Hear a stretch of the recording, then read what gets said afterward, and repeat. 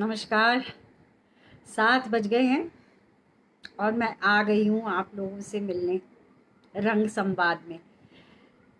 तो मुझे लगता है गीत जब सब लोग आए तभी शुरू करें। कुछ लोग आए हैं क्या? तो हम शुरू करते हैं। मैं अपनी रंग यात्रा, अभिनय की यात्रा रंगमंच पे आपके साथ शेयर करूँगी, लेकिन अभी कोई आया नहीं है तो इंतज़ार करते हैं 2-4 लोग आ जाए तो हम शुरू करें। सुनीत शर्मा जी नमस्कार। नमस्कार, सुनीत जी आए हैं, मोस्ट वेलकम। गीतांजलि या नमस्कार भैया। अब बताना कब शुरू करना है। आवाज़ ठीक ठाक आ रही है? एसएमएस में लिख दो। धन्यवाद धन्यवाद।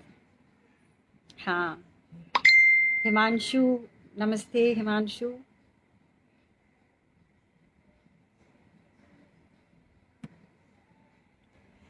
वीरपाल सिंह लिखते हैं नमस्कार।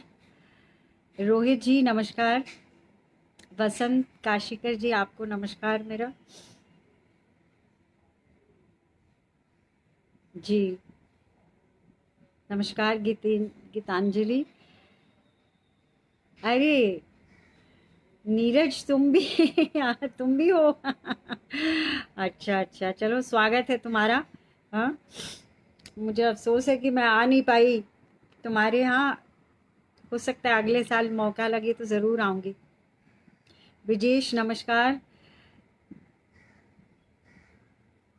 Veerpal Singh thank you. आवाज़ आ रही है? अच्छी अच्छी बात है। हाँ, नहीं नहीं, क्योंकि हमारे यहाँ उसका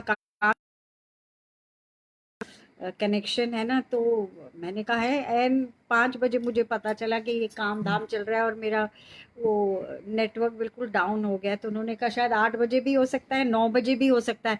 तो मैंने तुरंत गीत से बात की तो उसने बोला नहीं नहीं मैम। मैंने कहा चलो ट्राई करते हैं। चलिए, वो लग गया, कनेक्शन हो गया तो ठीक है।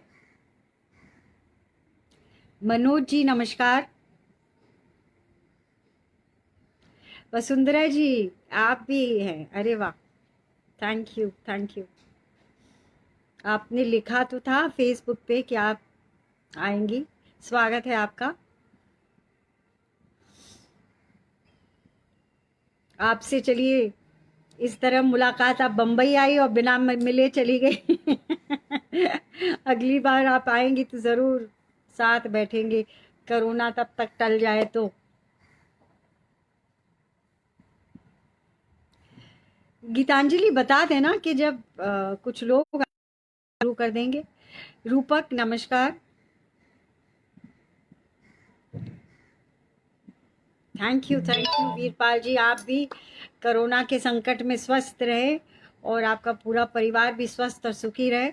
और यही, क्योंकि ये मुझे तो ये सब बिल्कुल पसंद नहीं है, क्योंकि हम तो थिएटर के रंगमंच के लोग हैं, तो आमने सामने श्रोता होने चाहिए। यहाँ एक फ़ोन पे लग रहा है अकेले ही बातचीत कर हालांकि फिल्म और टीवी में तो हम लोग यही कैमरा के लिए, लेकिन वहाँ कुछ एक्टर्स तो होते हैं, यहाँ तो कोई नहीं है चलिए, फिर भी नेक्स्ट जब कोरोना का संकट हटेगा तो ज़रूर आमने सामने होंगे, रूबरू होंगे। मंगेश जी हाउ नाइस, हाउ नाइस, नमस्कार। विक्रम गुप्ता जी हेलो। मंगेश जी नमस्कार। आई होप आप अपने परिवार के साथ स्वस्थ और सुखी होंगे। रोनी इज ऑल्सो वॉचिंग। अरे सतीश आनंद जी नमस्कार नमस्कार। अरे बाप रे, तो बड़े दिग्गज दिग्गज लोग आ गए स्वागत है आपका। गुरजीत जी नमस्कार। अब ये है कि गीतांजलि बता देना कि शुरू। तो युवराज सिंह नमस्ते नमस्ते, कैसे हैं आप? अरे वाह, चलिए तो शुरू करते हैं। ये रंग संवाद है तो मैं सोच रही हूँ कि आपको अपने कि मैंने अभिनय की अपनी यात्रा कैसे शुरू की, कहाँ से शुरू की, ये मैं आपको सुनाती हूँ। मैं उस वक्त उत्तर प्रदेश था। उत्तर प्रदेश एक छोटे से शहर देहरादून में रहती थी। और उस वक्त उत्तर प्रदेश में मतलब देहरादून तो एक छोटा सा शहर था, पहाड़ी, बड़ा सुंदर शहर है। और मेरे पापा डून स्कूल है वहाँ, हिंदुस्तान का सबसे one of the best schools, उसमें पढ़ाते थे हिंदी और संस्कृत। और पापा को शौक था कला का, क्योंकि वो कलकत्ता, पहाड़ के थे लेकिन भागकर कलकत्ता गए थे पहले। अ, अरे वसुंधरा जी, नमस्कार नमस्कार। हाँ हाँ जी, नहीं नहीं वसंत जी, वसंत काशीकर जी, मैं थिएटर की बात ही करूंगी, इसलिए मैंने बोला थिएटर में रंग यात्रा। और बाद में अगर समय बचा, क्योंकि ये तो मेरे ख्याल से थिएटर का प्लेटफॉर्म है, तो फिल्म की बात तो बाद में होगी, शुरुआत हो सकती है, लेकिन थिएटर की ही बात करूंगी। मैंने भी यही सोचा है। शिवकांत जी नमस्कार। अमित कुमार जी, प्रियंका, हाँ, आपने दिल भेजे, मैं भी आपको दिल भेजती हूँ खूब सारे। अरे गीतांजलि तुमको आभार व्यक्त कर रहे हैं, प्रियंका भी देख रही हैं।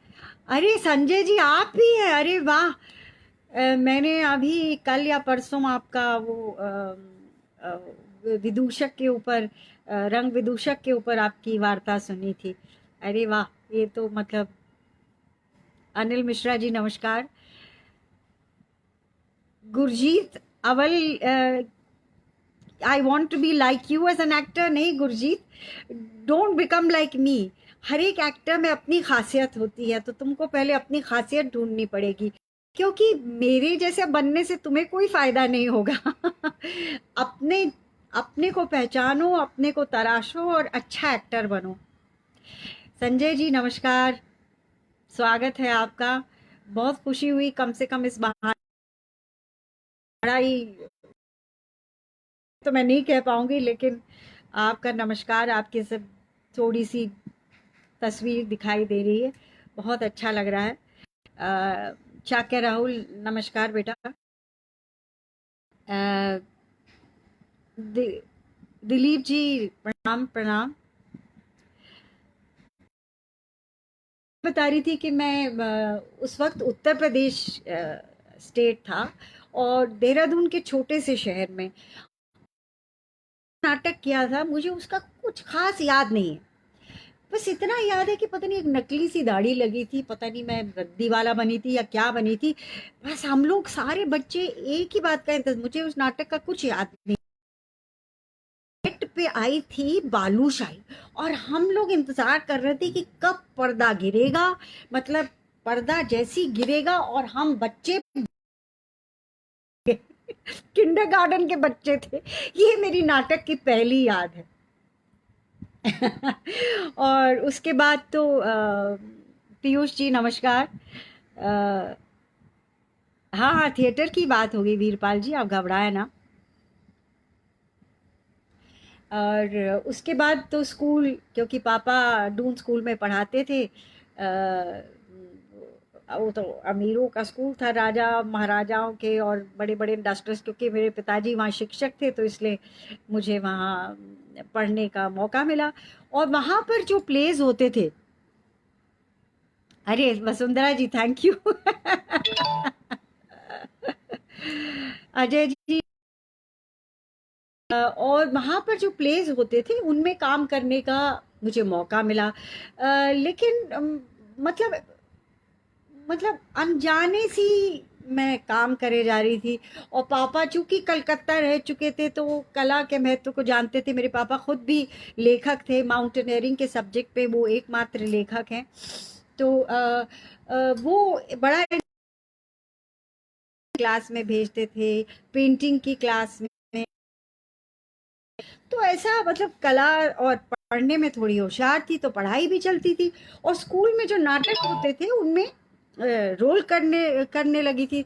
तो हमारे इंग्लिश के टीचर ने silence the court is in session, अंग्रेजी में अंग्रेजी में ज़्यादा नाटक होते थे, तो उसमें मैंने बनारे का रोल किया। अब मैं सोचती हूँ कि इतनी छोटी उम्र में मैंने क्या किया होगा बनारे पर, लोगों ने बड़ी तारीफ की तो अच्छा लगा। और फिर ऐसे नाटक किए, अगाथा क्रिस्टी की माउस ट्रैप, और मेरे पिताजी ने शायद अंडर सेक्रेटरी किया था, उसमें मैंने काम किया। और पापा ने शायद डिस्कवरी ऑफ इंडिया भी डायरेक्ट किया था, उसमें भी मैंने काम किया। तो ऐसे नाटकों में काम करना शुरू किया और पढ़ाई करती थी, पढ़ने में होशियार थी। सौथी हाय आनंद मिश्रा जी नमस्कार। और तो ये तो कभी नहीं सोचा था कि मतलब एक्टिंग के बारे में कभी सीरियसली नहीं सोचा था। हाँ मतलब होती थी, अच्छा लगता था, लोग तारीफ करते थे, बड़ा मज़ा आता था। और मुझे याद है कि एक बार विंस्लो बॉय, विक्रम सेठ आए थे, जिन्होंने सूटेबल बॉय लिखा है, वो भी डून स्कूल के एक स्टूडेंट है। तो वो आए थे, विंस्लो बॉय एक बहुत ही फेमस प्ले है, उसका निर्देशन करने के लिए। तो उसमें मेरा एक रोल कर रही थी। तो वो कैरेक्टर सिगरेट पीती थी, तो उसमें लिखा था शी स्मोक्स अ सिगरेट। तो मैंने बोला भाई मैं भी पीऊंगी, और मैंने कभी सिगरेट नहीं पी थी। और मतलब ये सोचो, एक छोटे से शहर यूपी के आप सिगरेट पी रहे हैं, मतलब कोई भी पीता होगा, लड़का लड़की पीते होंगे, लेकिन वो लड़के लोग भी चुपके से पीते थे सिगरेट। लेकिन मतलब आप सोचिए कि थिएटर के रोल में उसमें लिखा था, मैंने कहा नो विक्रम, मैं तो सिगरेट पीऊंगी। और करण थापा जो न्यूज़ रीडर हैं और एनालिस्ट हैं, वो लॉयर का रोल कर रहे थे। और तो वो मेरी सिगरेट जलाते थे, और जलाने नहीं आती तो मैं तो जला ही नहीं पाती थी, और खांसने की कोशिश, और सिगरेट बुझ जाती थी तो वो बहुत नाराज होता था, कहता Himani when you can't smoke why did you. मैं कहा नहीं, तो स्क्रिप्ट में लिखा है। तो मतलब उस उम्र में भी मैं मतलब स्क्रिप्ट को फॉलो करने वाली थी। तो खैर वो विंस्लो बॉय किया और नाटक करते रहे। और एक हमारी जो प्रिंसिपल थी, हमारे अंग्रेज प्रिंसिपल हेडमास्टर हुआ करते थे, तो उन्होंने बोला कि Himani why don't you go into films. तो मैंने कहा फिल्म्स नहीं बाबा नहीं, मतलब फिल्म्स को यूपी में बहुत बुरा मानते थे, नाटक तो छोड़ो, फिल्म मतलब उस वक्त तो सोच ही नहीं सकते थे। तो खैर मैंने, और हमारे यहाँ तब ऐसा होता था कि जो पढ़ने में होशियार होते थे वो साइंस लेते थे, और जो थोड़े से पैदल होते थे वो चले जाते थे आर्ट्स में। तो मैंने साइंस ली और सीनियर कैम्ब्रिज किया, नंबर बहुत अच्छे आए, फिर बीएससी किया, एमएससी किया। लेकिन हाँ थिएटर करती रही, अव्यवसायिक रंगमंच, जिसमें मैंने आई रिमेम्बर कि व्यक्तिगत किया था डॉक्टर लक्ष्मी नारायण लाल का। और वो हमने एक थिएटर की कमी तो थी ही, एक नगर पालिका का एक हॉल था, और लेकिन हमारा एक डायरेक्टर थे, उन्होंने एक्सपेरिमेंट किया कि एक पहले तो छोटे, आजकल तो मल्टीप्लेक्सेस हो गए हैं, एक छोटा सा एक सिनेमा हॉल था, प्रभात सिनेमा। तो उसमें उन्होंने वहाँ पे जहाँ पे स्क्रीनिंग होती थी वहाँ पे मैं और एक और व्यक्ति, दो लोग थे व्यक्तिगत में। तो नाटक बहुत हिट हुआ। और फिर ऐसे करते करते, और एमएससी कर रही हूँ, और फिर हम लोगों ने बकरी किया और सिंघार किया, ऐसे कई नाटक करते रहे। और हम लोग कर रहे थे ब्रेख्त का थ्री पेनी ओपेरा। तब एनएसडी के कुछ लोग आए वर्कशॉप लेने के लिए। तब मुझे पता चला अरे बाप रे, एनएसडी भी कोई चीज़ होती है। अच्छा मैंने पता नहीं क्या कर दिया कि सब लोगों के वो कमेंट्स आने बंद हो गए, अब मेरी पिक्चर भी चली गई। आई don't know what I have done, ये मुझे बिल्कुल नहीं आता है ये सब। एक सेकेंड, ये क्या किया मैंने, मेरी अच्छा इसको टर्न कर दिया मैंने, ओ शिट, सॉरी सॉरी माफ़ करना। हाँ आ गई, मैं आ गई। आप लोगों के कमेंट्स नहीं आ रहे मुझे, आपकी पिक्चर्स आ रही ऊपर, मैंने ऐसा कुछ स्क्रॉल किया, एक सिग्नल आया था,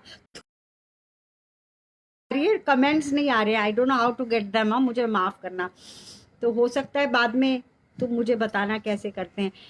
तो तब मुझे पता चला कि यार एक इंस्टीट्यूट है नेशनल स्कूल ऑफ ड्रामा, आजकल तो सब जानते हैं नेशनल स्कूल ऑफ ड्रामा को। तब मुझे पता चला कि एक इंस्टीट्यूट है नेशनल स्कूल ऑफ ड्रामा जो कि बाकायदा थिएटर की ट्रेनिंग करता है। तब मेरे दिमाग की बत्ती जली कि मैंने कहा यस, मैं यहाँ जाना चाहती हूँ। अच्छा, उस दौरान मुझे स्कॉलरशिप मिल गई थी, मैंने बताया पढ़ने में होशियार थी, तो अमेरिका स्टडी करने के लिए एमएस ऑर्गेनिक केमिस्ट्री। तो खैर अभी मैंने घर वालों को कुछ नहीं बताया। ये जो एनएसडी के बंदे थे इनके, क्योंकि हम लोग थिएटर के लोग काफ़ी जुगाड़ू होते हैं, पूरे हिंदुस्तान ही जुगाड़ू होते हैं, किसी तरह से फॉर्म वूम मंगवा के भर भर के भेज दिया। और जब मैं मतलब मेरा किस्मत होगी कि मैं वहाँ पर वीज़ा का इंटरव्यू देने गई दिल्ली, और साथ में एनएसडी का भी इंटरव्यू दे दिया। और मुझे याद है कि जब मैं एनएसडी गई थी तो मुझे लगा कि ओहो, मतलब जैसे मैं किसी मंदिर में आ गई हूँ। और ये था कि मुझे याद है कि मैं जब एंट्री ली, मनोहर सिंह, तो ये मतलब भगवान थे, मतलब इनको देख के ऐसा लगा कि ओ माय गॉड। तो मनोहर सिंह शायद मुस्कुराए होंगे, तो मैं तो पता नहीं मुस्कुराई भी नहीं, कि बस मैं खोई हुई देखती रही। और इंटरव्यू हुआ, कारण जी थे डायरेक्टर, तो मैंने सावित्री की स्पीच तैयार की थी, मत कहो मुझे महेंद्र की पत्नी, मैंने शायद करी। और कारण जी फोक से बड़े वो थे, तो उन्होंने बोला जहाँ से आई हो, तो मैंने वो अपना पहाड़ी गाना भी सुना दिया। और ऐसी कुछ उन्होंने सवाल पूछे और मुझे बोला कि 9 रस करके दिखाओ। फॉर्चुनेटली क्योंकि भरतनाट्यम सीखा हुआ था तो मैंने बता दिए। खैर जो भी हुआ, शाम को मैं गई, नाटक चल रहा था गायब चेखव का, उसमें सुरेखा सीकरी और मनोहर सिंह।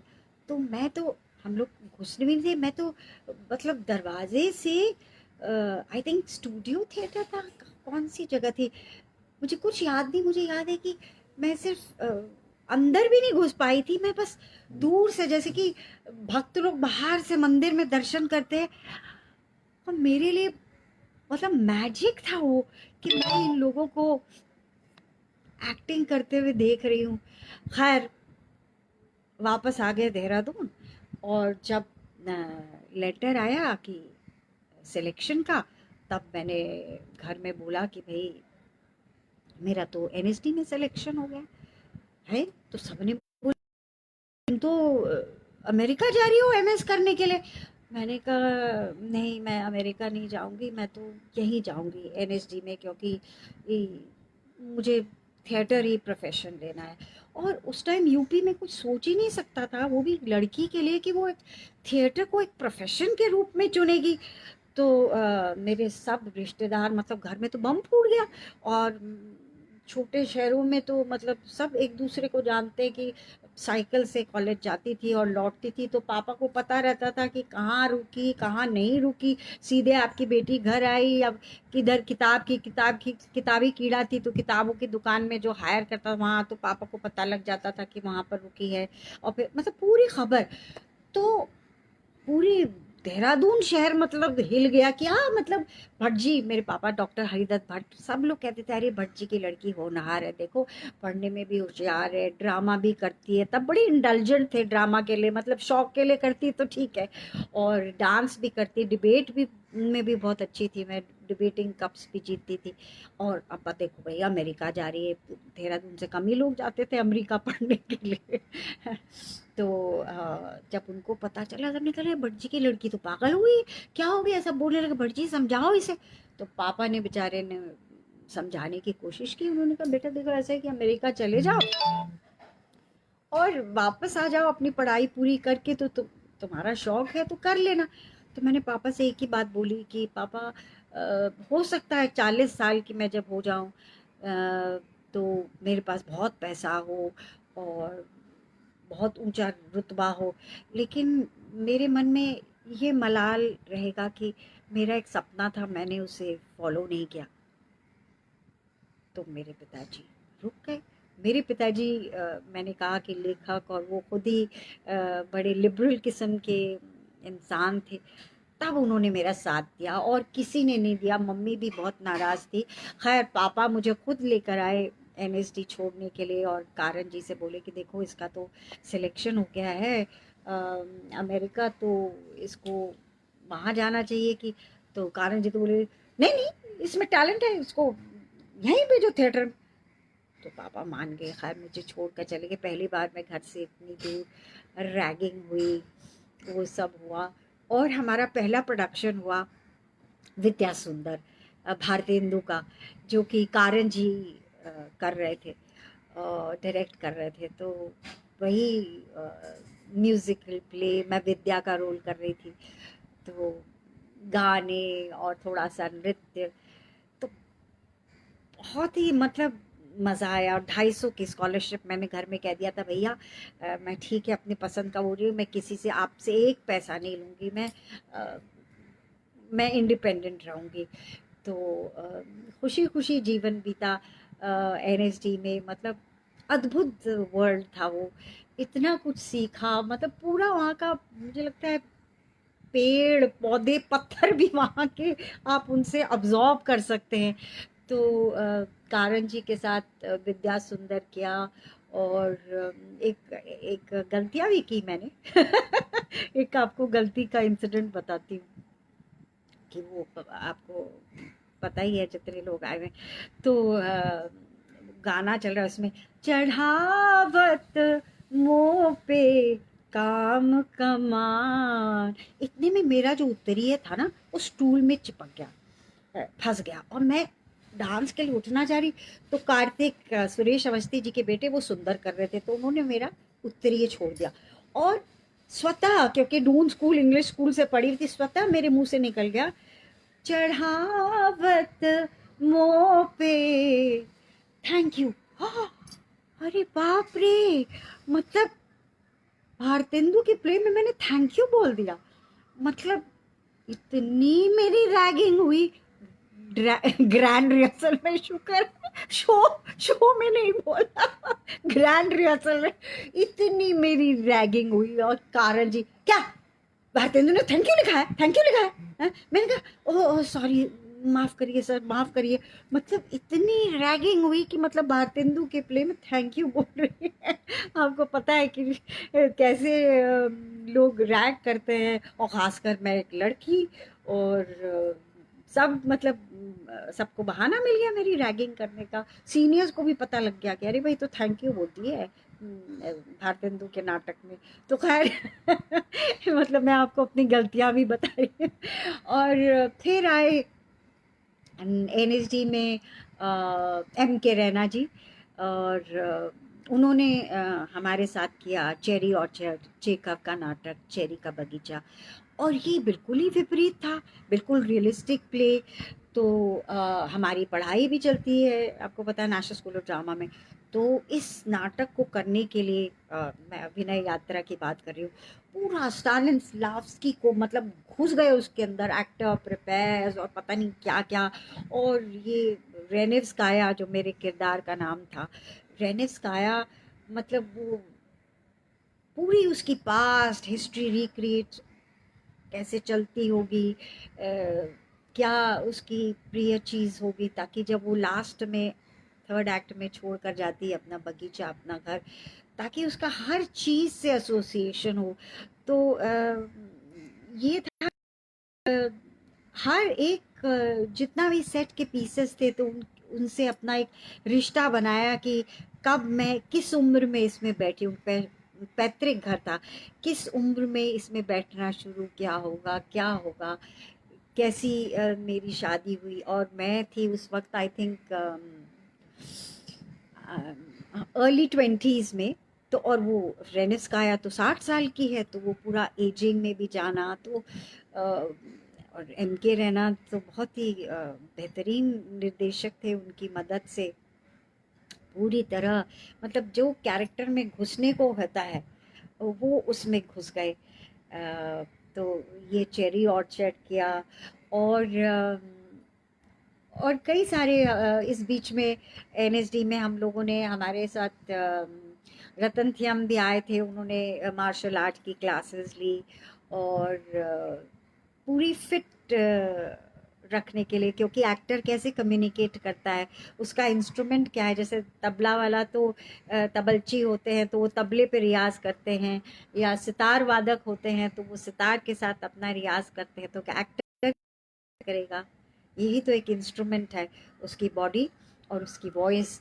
हम लोग सुबह सुबह उठकर जो ओपन एयर थिएटर है मेघदूत में, उसमें जाके जो भी नाटक कर रहे थे या वैसे भी नाटक की जो स्पीचेस होती थी उनका जाके रियाज करते थे। तो अद्भुत समय था वो। और क्लासेस में जाते थे और ड्रामा पढ़ते थे, और शाम को परफॉर्मेंसेस देखते थे। क्योंकि एनएसडी की एक खासियत है कि वो उसके आसपास, मतलब कमानी ऑडिटोरियम है, त्रिवेणी कला संगम है, तो हम लोग जाके पेंटिंग एग्जीबिशंस देखते थे और म्यूज़िक के प्रोग्राम। मतलब मैं आपको क्या बताऊं कि मैंने जुगलबंदी देखी है रविशंकर जी की और जाकिर हुसैन की। रात को हम लोग जाते थे और स्टूडेंट्स था तो हम लोग चुपके से घुस के बैठ जाते थे। तो आहा हा, क्या मतलब दिन थे। मतलब पूरी तरह सीख रहे थे अपने एक एक पोर से, कानों से, आँखों से, मतलब सब तरह से पढ़ के। जो भी बाहर से एक्सपर्ट आता था, और ये म्यूज़िकल और आर्ट गैलरी में जाके, और लाइब्रेरी एनएसडी की बहुत ही बेहतरीन, मतलब it's one of the best. में तो बड़ी मुझे डिसअपॉइंटमेंट हुई कि आधी से ज़्यादा किताबें तो गायब हो गई। कि मैंने सुना कि कुछ बहुत ही पढ़ाकू स्टूडेंट्स जो कि ले जाते हैं किताब, अच्छी लगती तो वापस नहीं करते। ये नहीं कि ज्ञान तो बांटना चाहिए। खैर, तो लाइब्रेरी में तो और डिफरेंट डिफरेंट टीचर्स आते थे। सेसिल बेरी आई थी इंग्लैंड से स्पीच की ट्रेनिंग लेने। उसने हमको सिखाया कि कैसे वॉइस को प्रोजेक्ट किया जाता है, क्योंकि वही है ना कि एक्टर का इंस्ट्रूमेंट है आवाज़ या बॉडी, और साथ में मूवमेंट होते थे। डांस से उससे हमारी बॉडी ट्रेन हो रही थी, योगा भी करते थे हम जाके। और डिफरेंट डिफरेंट जॉनर के प्लेज हमारे साथ हुआ करते थे। तो एक बहुत ही अद्भुत याद है, कारण जी ने एक पहल करी थी कि हर एक बैच को किसी क्षेत्र में जाकर हमारी फोक फॉर्म को स्टडी करना अ, था। तो हमारे बैच को मौका मिला हेगड़ू जाने का, कर्नाटक में यक्षगान। ओहो क्या समय था वो। तो हम लोग ट्रेन में बैठे, थर्ड क्लास के ट्रेन में बैठ के गए। गुरु इतना खूबसूरत था कर्नाटक, है मतलब अभी भी है। और वहाँ पर यक्षगान देखा। तो मतलब था कि वो इ- किस तरह से वो लोग तैयार होते हैं, घंटों मेकअप करते हैं और रात भर परफॉर्मेंस चलती है, और चंडे का साउंड, और सब लोग बैठे हैं। बहुत कैजुअल व्यूइंग जैसे फोक थिएटर में होती है। और मुझे एक रात तो अभी भी याद है कि पूरा रात भर हम लोग परफॉर्मेंस देखते रहे, और फिर मेरे ख्याल से 3-4 बजे तक चली होगी। फिर हम लोग समुद्र के किनारे चल गए थे, सूरज उग रहा था, और मेरे कान में ना चंडे बज रहे थे और लहरें आ रही थी। तो मुझे लग रहा था कि मैं भी थिरक रही हूँ, मतलब यक्षगान में। अद्भुत वो एक्सपीरियंस, तो अद्भुत था। फिर हमने आकर यक्षगान शैली में शकुंतला किया था। और साथ में हाँ, पारसी शैली में भी बी एम शाह जी ने हमारे साथ नाटक किया था, वीर अभिमन्यु। और भानु जी ने किया था हानुष, जिसमें मैंने कात्या का रोल किया। तो ऐसे बहुत सारे फॉरेन के भी एक आए थे डायरेक्टर। फिल्म अप्रिसिएशन कॉर्स भी था वो यहीं पर। हमारे से पहले बैच वालों ने कुछ वो कर दिया था, तो उन्होंने बोला इनको मत लाओ एनएसडी के लोगों को, हमारे एक्सपर्ट पूना से यहाँ आ जाएंगे। तो वो कुछ अप्रिसिएशन कॉर्स, तो अच्छी अच्छी फिल्में देखी। और फिल्म फेस्टिवल भी होते थे दिल्ली जब इंटरनेशनल, तो हम उसमें जाते थे। मैं कहती थी कि पूरा एक अब्जॉर्ब, हम लोग एक स्पंज की तरह थे। और मतलब अभी भी है कि सीखने का जितना कुछ, और वर्ल्ड क्लास सिनेमा का जितना अच्छा आप देख सकते हैं वो देख रहे हैं, अपने को एक स्पंज की तरह मतलब बटोर रहे हैं नॉलेज। और अब पास आउट हो गए। अब पास आउट हो गए तो प्रश्न ये उठा कि अब करेंगे क्या, क्योंकि अफसोस उत्तर प्रदेश की ऐसी हालत थी। अभी भी वैसे इतनी कुछ खास अच्छी नहीं हुई है, ये मैं बात कर रही हूँ 40 साल पहले की। तो दिस इज़ 70s की बात कर रही हूँ कि इतनी अच्छी हालत नहीं थी कि आप थिएटर से अपनी आजीविका गुजार गुजार सके। और ये था कि स्वाभिमान था कि मतलब घर से एक पैसा नहीं लेना और थिएटर में ही अपना प्रोफेशन करना है। हाँ, ये बात ज़रूर है कि मैं बीच में ज़रूर गई थी, क्योंकि एक बीच में जैसे छुट्टियां आती है एनएसडी की, तो मैं सहारनपुर गई, जो कि है मेरे घर पे। तो वहाँ बच्चों की वर्कशॉप ली, ईदगाह का डायरेक्शन किया। और एनएसडी से पास आउट होने के बाद देहरादून में मैंने मोहन राकेश की छतरियाँ किया और ब्रेख्त का एक खौफ की परछाइयाँ किया। लेकिन इसमें पैसा तो एक नहीं मिला। अब ये था कि अब जीवन यापन कैसे करेंगे, तो एकमात्र रास्ता यही था। एक्ट्रेस थी तो कि रेपुटरी कंपनी थी एनएसडी की, तो मैंने कहा भाई वहीं ज्वाइन करेंगे। तो अप्रेंटिस बन गए, 600 रुपये मिलते थे। तो 600 रुपये में हम लोग अपना यापन करते थे, बड़े खुश, इतने खुश थे कि मतलब वहाँ रेलवे क्वार्टर्स, क्योंकि अब हॉस्टल से तो निकाल दिए गए थे क्योंकि पास आउट हो गए थे, तो क्या करें। तो रेलवे क्वार्टर्स में जो वो रहते थे ऑफिसर्स, तो उनको एक सर्वेंट क्वार्टर मिलता था, एक छोटा सा कमरा, तो वो दे देते थे। एनएसडी के कई स्टूडेंट्स होते थे हमारे जैसे, तो मैंने भी एक कमरा लिया, शायद 200 का था या 250 का था, पता नहीं, 200 का था। तो हम लोग रहते थे। और शुरू जिस दिन जब चेक मिलता था, तनख्वाह मिलती थी, तब तो जाके बंगाली मार्केट खाते थे, नहीं तो रेफ्यूजी और मंदिर में जाके, ढाबे में जाके खाना खा लेते थे। और शाम को आके अगर हिम्मत रहती थी तो कुछ बना ले लेते थे, 2-4 स्टोव से कुछ खरीद वरीद के बर्तन बर्तन भी ले लिए थे। लेकिन सुखी थे, कोई दिक्कत नहीं थी। मतलब रेपुटरी अप्रेंटिस बन के अपने भगवानों को देखने का मतलब, वहाँ पे मैं अप्रेंटिस बनी तो अलकाजी साहब आए तुगलक रिवाइव करने के लिए, क्योंकि रेपुटरी जा रहा था फेस्टिवल ऑफ इंडिया में, तो जसमा ओढ़न और तुगलक लेके जा रहे थे। तो जसमा ओढ़न में हम लोग पीछे उत्तरा जी के पीछे नाचते थे, लाल बैरागन बन जाऊं रे। एक बात बताती है कि इस बीच में लाल बैरागन से मुझे याद आया, इस बीच में मेरे सीनियर थे ज्ञान शिवपुरी, तो वो उनसे मेरी मुलाकात हुई। मुलाकात ऐसी हुई कि वो भी बगल वाले सर्वेंट क्वार्टर में रहते थे, वो और बॉबी थे। तो जैसे होता है ना कि, तो हमारी एनएसडी के ज़्यादातर होता है कि या तो कथक केंद्र या फिर आपस में, तो उनसे प्यार हुआ। इसमें भी लड़ाई हुई कि मतलब लोगों ने बोला क्या तुम मतलब शादी भी थिएटर वाले से कर रहे हो, मतलब मेरे रिश्तेदार तो मतलब गिव अप ही कर दिया था मेरे बारे में। तो बल्कि ज्ञान जी के भाई आए भी कहने के लिए कि देखो भाई ये तो कुछ कमाता नहीं है, तो तुम लोग शादी करने की सोच रहे हो। तो मैंने कहा कोई बात नहीं, मैं तो रेपुटरी में काम कर रही हूँ ना, मुझे मंथली सैलरी मिलती है। तो मतलब इतना कॉन्फिडेंस था।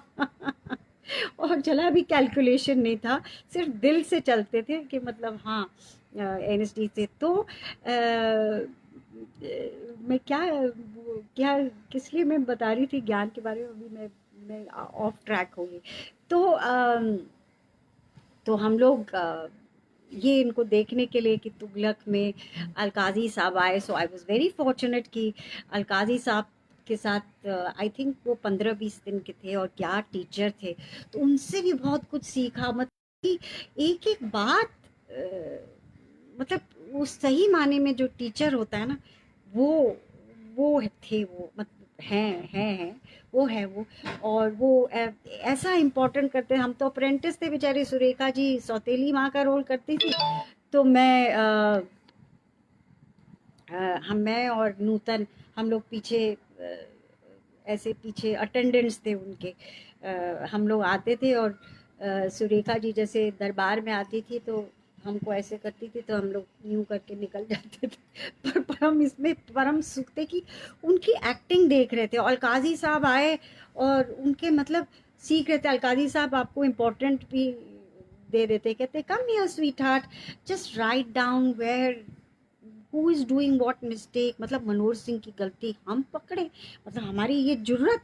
तो खैर हम लोग नोटबुक और उसमें कि कहीं मूवमेंट कहीं कुछ गलत, मतलब वो इस तरह से, मतलब हमको he made us feel important. और सीखने को तो बहुत मिल रहा था। और वहाँ गए, लंदन, जर्मनी और पोलैंड। पोलैंड में तो मेरा मतलब ऐसा, वहाँ उस टाइम कम्युनिज्म था, तो वहाँ मेरा पर्स चोरी हो गया था, तो बड़ी बुरा हाल हो गया था। तो मतलब उसमें मेरा पासपोर्ट और शायद कुछ, तो मैं तो मुझे लगा कि, और भाषा भी समझ नहीं आ रही, तो एक दो कुछ ऐसे इंसिडेंट्स थे, पर बाकी बहुत अच्छा था। इंग्लैंड आके बड़ा मज़ा आया कि भाषा समझ आ रही थी। तो ऐसे ही लोगों से बहुत कुछ सीखने को मिला, उत्तरा जी, सुरेखा जी। और लाल बैरागन की बात अब मुझे याद आई कि ज्ञान से शादी हो गई और आई वॉज प्रेग्नेंट। और मैं शायद 7वां 8वां महीना, और भोपाल में शो था। तो आप सोचो कि 8वां महीना और शो तो करना था। एक तो ये दिक्कत की, मतलब ये बड़ा वो होता था कि आप प्रेग्नेंट कैसे हो गए, मतलब आप शेड्यूल को ख़राब नहीं कर सकते हैं। तो आप सोचिए कि ऐसे मैं लाल परी महाराज, और मतलब बिल्कुल प्रेग्नेंट, मतलब जिन्होंने देखा था भरत भवन के रंगमंडल वाले की एक प्रेग्नेंट लाल, लाल बैरागन बन जाऊंगी, हम लोग पीछे ये करते रहते थे, या ओढ़ आए रे, ओढ़ आए रे। लेकिन बड़ा मजा आता था। धीरे धीरे रेperटरी में मेरा जो पहला मेजर रोल था वो था ओथेलो में, फ्रिट्ज बेनेविट्स। रेperटरी में भी जैसे नेशनल स्कूल ऑफ ड्रामा में बाहर से लोग आते थे, मतलब फॉरेन से भी आते थे। तो दो, हमारे टाइम पे दो आए थे, एक तो फ्रिट्ज बेनेविट्स और रिचर्ड शेकनर। रिचर्ड शेकनर की बात आपको बाद में बताऊंगी। तो फ्रिट्ज बेनेविट्स जर्मनी से थे, और वो अपना, और मुझे डेस्डेमोना में कास्ट हो गई मैं, और नाम देख ओथेलो। अच्छा, वो आदमी हिंदी नहीं जानता था, इंग्लिश भी ज़्यादा नहीं जानता था, और हम लोग जर्मन नहीं जानते, मतलब। और एक मेरा पहला मेन रोल रेperटरी में, तो मेरे तो वैसे ही, और बड़ी घबराहट होती थी। और वो समझ ही नहीं आता था कि इस आदमी को चाहिए क्या, कि वो जैसे ही कुछ करने लगे, नो नो, तो हमें समझ ही नहीं आता था ये नो नो क्यों, मतलब मैंने क्या गलत कर दिया। और कभी कुछ करने लगूँ तो "मुआ", या "मुआ", बस ये हमारा कम्युनिकेशन होता था। तो खैर वो रोल किया, वो रोल सुना है कि अच्छा किया किसी तरह से। एक बार तो मुझे याद है, मेरा डॉगी है, हेलो हेलो करो, हेलो करो, ये आर्या है। तो ये मैंने जोर से चिल्लाया, तो इसको लगा कुछ हो गया, ये आ गई।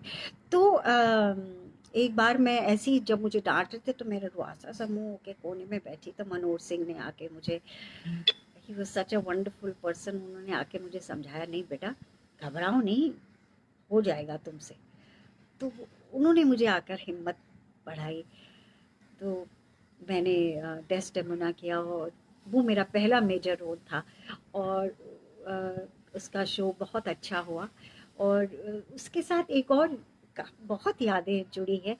लेकिन एक याद मैं आपसे साझा करना चाहूँगी कि रेperटरी टूर करती थी सब जगह। तो हम लोग मतलब बैंगलोर, कलकत्ता भी जाते थे, और इंटीरियर्स में भी जाते थे। तो ईडर गुजरात का एक गांव है, वहाँ पर इन्होंने ओथेलो का शो रख दिया। मतलब 4-5 प्लेस होते थे, एक तो जसमा ओडन और ओथेलो, और सूर्य की अंतिम किरण से पहली किरण था, वो भी बच्चू भाई वो डायरेक्ट करते थे। तो उसकी भी मैं आपको बात बताऊंगी बाद में। तो ईडर की मैं बात कर रही थी, और पंडाल लगा हुआ गांव में, ऑडिटोरियम तो था नहीं। और हम लोग कह रहे ये कहाँ फंसा दिया मनोज भाई ने, यहाँ गांव में ओथेलो करेंगे। और हम लोग सब डॉली आलूवालिया ने कॉस्ट्यूम डिज़ाइन की थी, तो वेस्टर्न कपड़े पहने हुए, मेरा एक पेल येलो गाउन था गोल्ड का, और वो, और हमने कहा ये गाँव वालों को। और जब हम सब तैयार हो रहे हैं तो चिल्ल पौर पी पी, वो जैसे गांव में मेला देखने आते ना लोग, अपना पू पू, और ऐसी बच्चों के रोने की आवाज आ रही है ये आ रही। रेपिटी के शोज में तो वैसी होता था ऑडिटोरियम में, अंडर 11 चिल्ड्रन नॉट अलाउड, लेकिन यहाँ कैसे गांव में मना करें। तो हम लोग तो ऐसे ऐसे थर थर कांप रहे थे, हम कह रहे कहाँ फंसा दिया, यहाँ पर क्यों नहीं इन्होंने तुगलक के आमा ओथेलो क्यों कर रहे हैं, एक्टर्स सोचते हैं ना एक दूसरे को। मैं और नामदेव और ये उत्तरा जी भी थी, और अपना युवराज यागो कर रहा था, बेस्ट ऑफ लक कर रहे। और हमको लगा था कि बस अंडे टमाटर मतलब फेंकेंगे फेंकेंगे हमारे ऊपर। मैं आपको क्या बताऊं कि हम लोग इतना अंडर एस्टिमेट करते हैं अपने ऑडियंस को।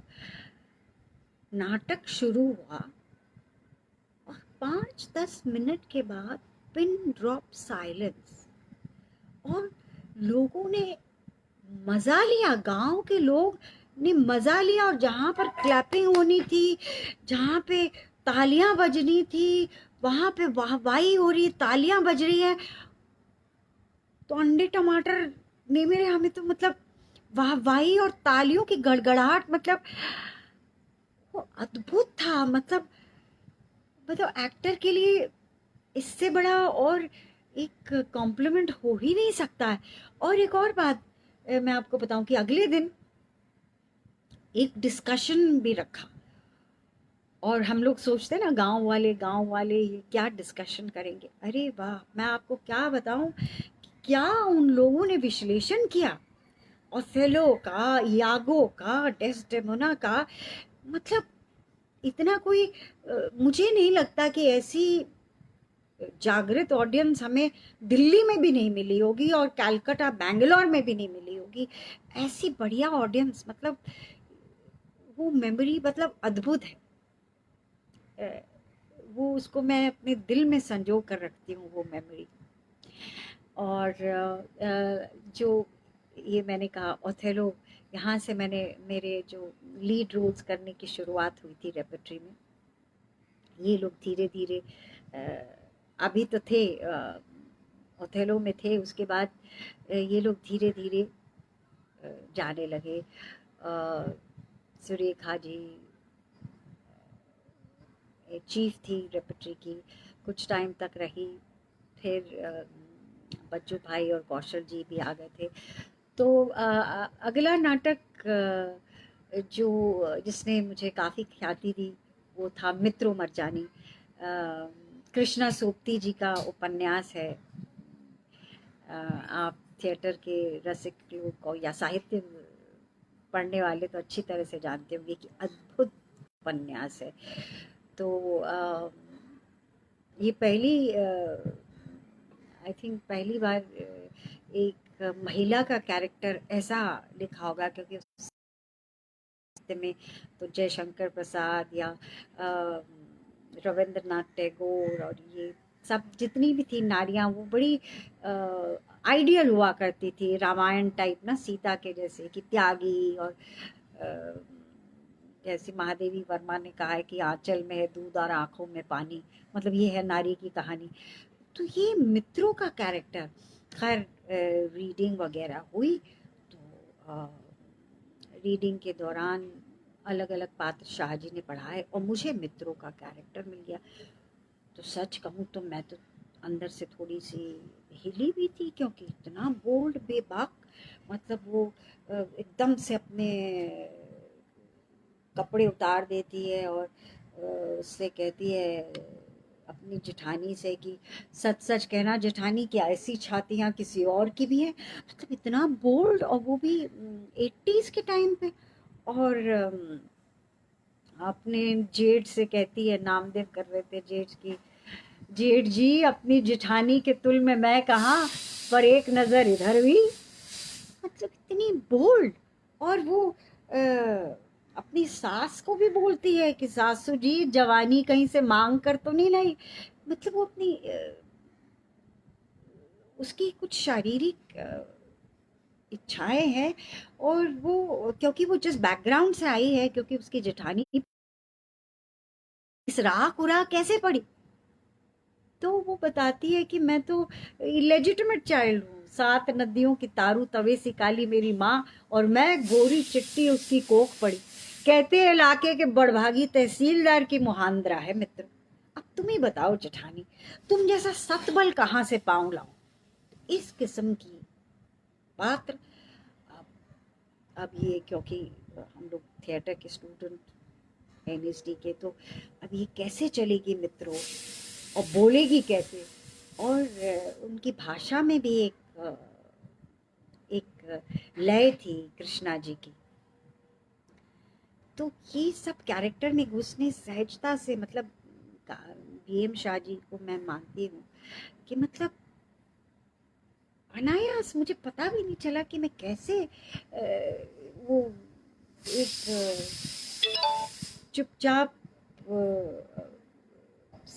संकुचित सी पहाड़ी लड़की से ये बेबाक मित्रों बन गई। और मतलब it was one of the most successful productions of repertory. और कृष्णा जी हर परफॉर्मेंस देखने आती थी। और कृष्णा जी से जब मैं मिली तो मैं तो अचंभित रह गई। मैंने कहा इन्होंने लिखा है मित्रों। मतलब वो एक लंबा सा लबादा गरारा टाइप पहनती थी, और सर पूरा ढका हुआ दुपट्टे से, और आंखों में इतना मोटा चश्मा, पूरी ढकी हुई। और उन्होंने इस किरदार का क्रिएशन किया है मित्रों का। और पहले शो के बाद मुझे याद है कि आकर कृष्णा जी ने गले से लगा लिया कि तूने मेरी मित्रों को जीवंत कर दिया, मर जानिए। तो वो एक एक्टर के लिए इससे बड़ा कॉम्प्लीमेंट और क्या हो सकता है, कि जिसने उस कैरेक्टर को लिखा है वो आपको कह रहा है। सो आई हैव, मतलब वो मेरा, मतलब बहुत करीब है, वो प्यारा है वो पात्र, मेरे जैसा बिल्कुल नहीं है बोल्ड बेबाक, लेकिन। और एक बात और, कि मैं जब आगे फिल्म्स और टीवी करने लगी थी, तो एक बार मद्रास में मैं सर्फ का ऐड कर रही थी मद्रास में। और राजीव मेनन जी जो रोजा के कैमरामैन है, वो शूट कर रहे थे उसको। तो जो बंगलों के मालिक थे वो आए मेरे पास कि Himani ji, we are your big fan.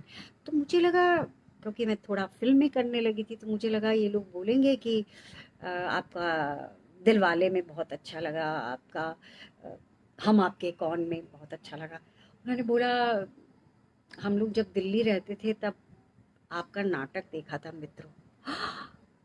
और मैंने उनका हाथ पकड़ लिया। मैंने कहा क्या?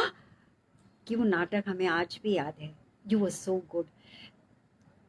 बस एक्टर को इससे ज़्यादा, मतलब ये बहुत है उसके लिए।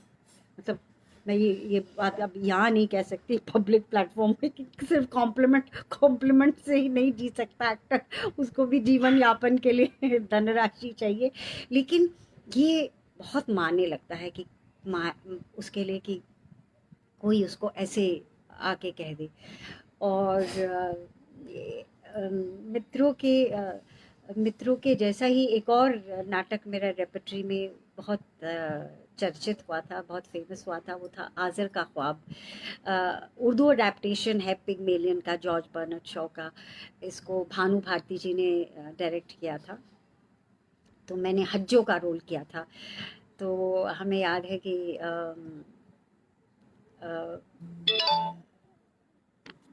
हम लोग चांदनी चौक ले जाते थे भानु भाई, तो वहाँ के लोग जैसे बोलते थे ए झाड़ू पिटे, तो बल्ली मारा के लोग जैसे बोलते थे बोली, उस तरह की। और जो उसका होती है, पहले वो फूल बेचने वाली रहती है, गालियाँ देने में उसकी मास्टरी, और कैसे प्रोफेसर हिगिंस, नामदेव कर रहे थे प्रोफेसर हिगिंस, उसको देखता है तो अजीब सी गंदी सी लड़की, तो वो उसके साथ अपने दोस्त से शर्त रखता है कि अगर मैं इसको बेगम बना लूँ। कहते क्या इसको? कहते हाँ। तो वो मेरे को ले आते हैं, मेरा बाप भी ऐसी शराबी जुआड़ी श्री वल्लभ व्यास कर रहे थे वो, तो वो बेच देते हैं पैसे में। तो मुझे लाते हैं, सफाई करते हैं, वो सब पूरे हिलेरियस। तो कैसा उसका ट्रांसफॉर्मेशन होता है, उसकी भाषा कैसे सुधरती है, बढ़िया उर्दू बोलने लगती है, बेगम बना देता है उसको, और महफिल में ले जा, चलने का तरीका पूरा ट्रांसफॉर्म हो गया। कहाँ वो ऐसी गंदी सी थी और एकदम से वो अदब आ गया, उसकी भाषा भी इम्प्रूव हो गई। मतलब इस, लेकिन ये खाली एक्सटर्नल ट्रांसफॉर्मेशन नहीं था, अंदर से भी वो बाद में प्रोफेसर हिगिंस है कि ये तुमने मुझे क्या समझ रखा है, मतलब कि तुम मुझे कैसा भी कर दोगे। मतलब वो अंदर से भी ट्रांसफॉर्म होती है वो। आप लोग तो जानते ही होंगे उस प्ले में जो एलाइजा डूलिटल का कैरेक्टर है। तो आज़र का ख्वाब में हज्जो का कैरेक्टर भी मेरा काफ़ी पसंद किया गया था ऑडियंस के द्वारा। और एक और नाटक है, अब काफ़ी सारे, बहुत सारे नाटक है, लेकिन एक नाटक खास कर मैं इसलिए उसका जिक्र करना चाहती हूँ कि वो है सूर्य की अंतिम किरण से पहली किरण तक, सुरेंद्र वर्मा जी का नाटक है। तो इस नाटक में 3 महिला पात्र हैं। एक तो है प्रतिहारिका, जो कि बेचारी आती है, आसव रख के चली जाती है, और एक है महत्तरिका जो कि वो होती है, सेविका होती है, और एक है शीलवती रानी। तो मेरे ख्याल से मैं आई थिंक मैं I must be the only actress, मुझे लगता है, जिसने तीनों रोल किए हैं। शुरू शुरू में जब आई थी रेपर्टरी में, तब मैं करती थी प्रतिहारिका, क्योंकि शीलवती करती थी उत्तरा बावकर और महत्तरिका करती थी सुरेखा जी, और बढ़िया करते थे। अब जब ये लोग निकल गए तो बज्जू भाई फिर से आए, उन्होंने रिवाइव किया, तब मैं करने लगी महत्तरिका, और डॉली आलूवालिया करती थी शीलवती। और थोड़े दिनों के बाद कास्ट में परिवर्तन, और इसको अनुपम खेर भी देखने के लिए आए थे ये नाटक रेपर्टरी में, तो उन्होंने बहुत पसंद किया था। तब मुझे शीलवती में कास्ट किया गया और सीमा विश्वास महत्तरिका करने लगी।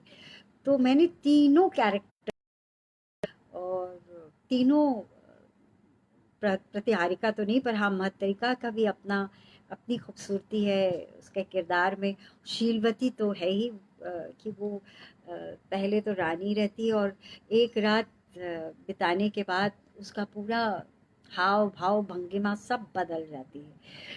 तो ये बड़ा ही खूबसूरत रोल था, जो कि यादगार रहा। और उसके साथ बाद बज्जू भाई के साथ क़ैद हयात भी किया था, जिसमें श्री वल्लभ व्यास थे, और मैं थी, और सीमा विश्वास, मैं गालिब की पत्नी, सीमा प्रेमिका का। और एक फॉरेन डायरेक्टर की मैं बात कर रही थी, रिचर्ड शेकनर आए, मैं नाटकों की बात कर रही हूँ ना कि अलग अलग किरदार के। तो रिचर्ड शेकनर ने किया चेरी ऑर्चर्ड। एक बार एम के रैना ने स्कूल के साथ किया था, जिसमें मैंने रेनेस्काया किया था। रिचर्ड शेकनर आए थे शुरू के दिनों में, जब मैं अप्रेंटिस थी, तब सुरेखा जी ने रेनेस्काया किया, और मैंने आन्या किया उनकी बेटी का रोल। तो बहुत ही बेहतरीन प्रोडक्शन था, क्योंकि रिचर्ड शेकनर रामनगर की रामलीला से प्रेरित थे, एनवायरमेंटल थिएटर कि कैसे ऑडियंस मूव होती है। जैसे कि रामनगर की रामलीला में जब राम गंगा पार जाते हैं तो ऑडियंस भी उधर जाती है।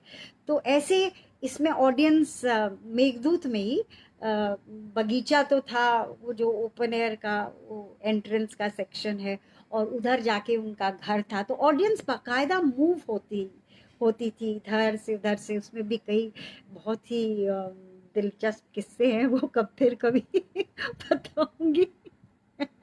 तो वो इसमें भी ये एक नाटक है जिसमें मैंने दो किरदार किए थे, रेनेस्काया का भी और आन्या का। और और भी नाटक के उषा जी ने, हमने तमाशा स्टाइल में एक नाटक किया था, मैं लाडली मैना तेरी। उससे पहले हम लोग सैया भाई कोतवाल भी करते थे, जो कि उषा बैनर्जी द्वारा निर्देशित था। उसमें तो हम ग्वालने बनती थी और तमाशा सीखती थी, बड़ा मज़ा आता था। लेकिन बाद में जब मैं ए ग्रेड एक्ट्रेस बन गई तब मैंने मैना का रोल किया, मैं लाडली मैना तेरी। और रवि खानविलकर और अशोक लोखंडे करते थे तो बड़ा मज़ा आता था। Tamasha it's such a sensuous form. और बाकायदा महाराष्ट्र से एक नृत्यांगना आई थी जिन्होंने हमें साड़ी बांधना सिखाया और डांस। मतलब इतना बढ़िया होता है एक एक्टर का जीवन कि अलग अलग किरदार करने का उसको मौका मिलता है। कि एक आदमी एक जिंदगी में एक ही रहता है, जैसे इंदिरा गांधी ही रही। और एक्टिंग तो करते हैं रियल लाइफ में, वो बात अलग है, लेकिन मैं कह रही हूँ किरदार तो एक ही निभाता है। लेकिन हम एक्टर लोग इस मामले में लकी कह लीजिए कि हम लोग एक जीवन में कितने जीवनियाँ जी लेते हैं। तो मैं लाडली मैना तेरी में मैना का रोल किया। फिर प्रसन्ना जी भी आए असेंट फ्यूजियामा किया हमारे साथ।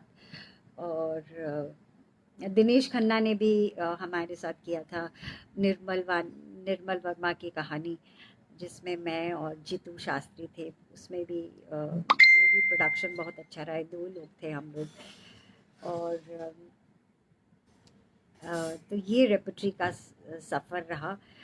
अच्छा, मैंने पता नहीं क्या कर लिया है कि मेरे क्वेश्चन यहाँ पे आने वो चले गए, उसको कैसे करते हैं मुझे आता नहीं वो करना। मैं राइट अ कमेंट, मैंने और कुछ कर दिया।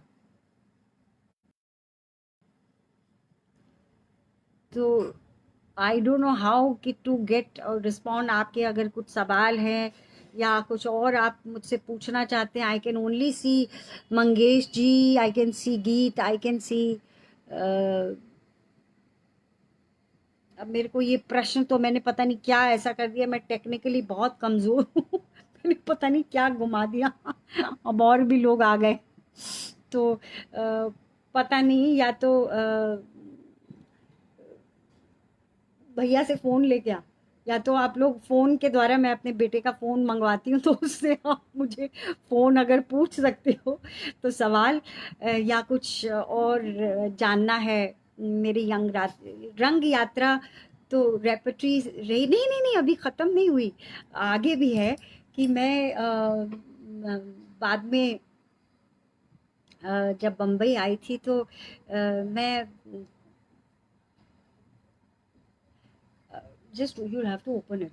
So It is open. What do you want to do? no, because I don't know what I did. The comments were coming, no, they were passed, so I was interacting with them, but I don't know what I moved. तो comment ही निकल गया. How do I get the comments back? अच्छा, आई don't no. वैसे एक number है 982128 I stop giving my number out on this thing, yeah. अच्छा अच्छा अच्छा, ओके. अच्छा, दीपिका का नंबर दे दो. दीपिका अपना. But why are you giving out numbers on this thing? Stop shouting, it's a live session. Exactly. Stop giving out numbers on the live मेरा session. बेटा कह रहा मेरा number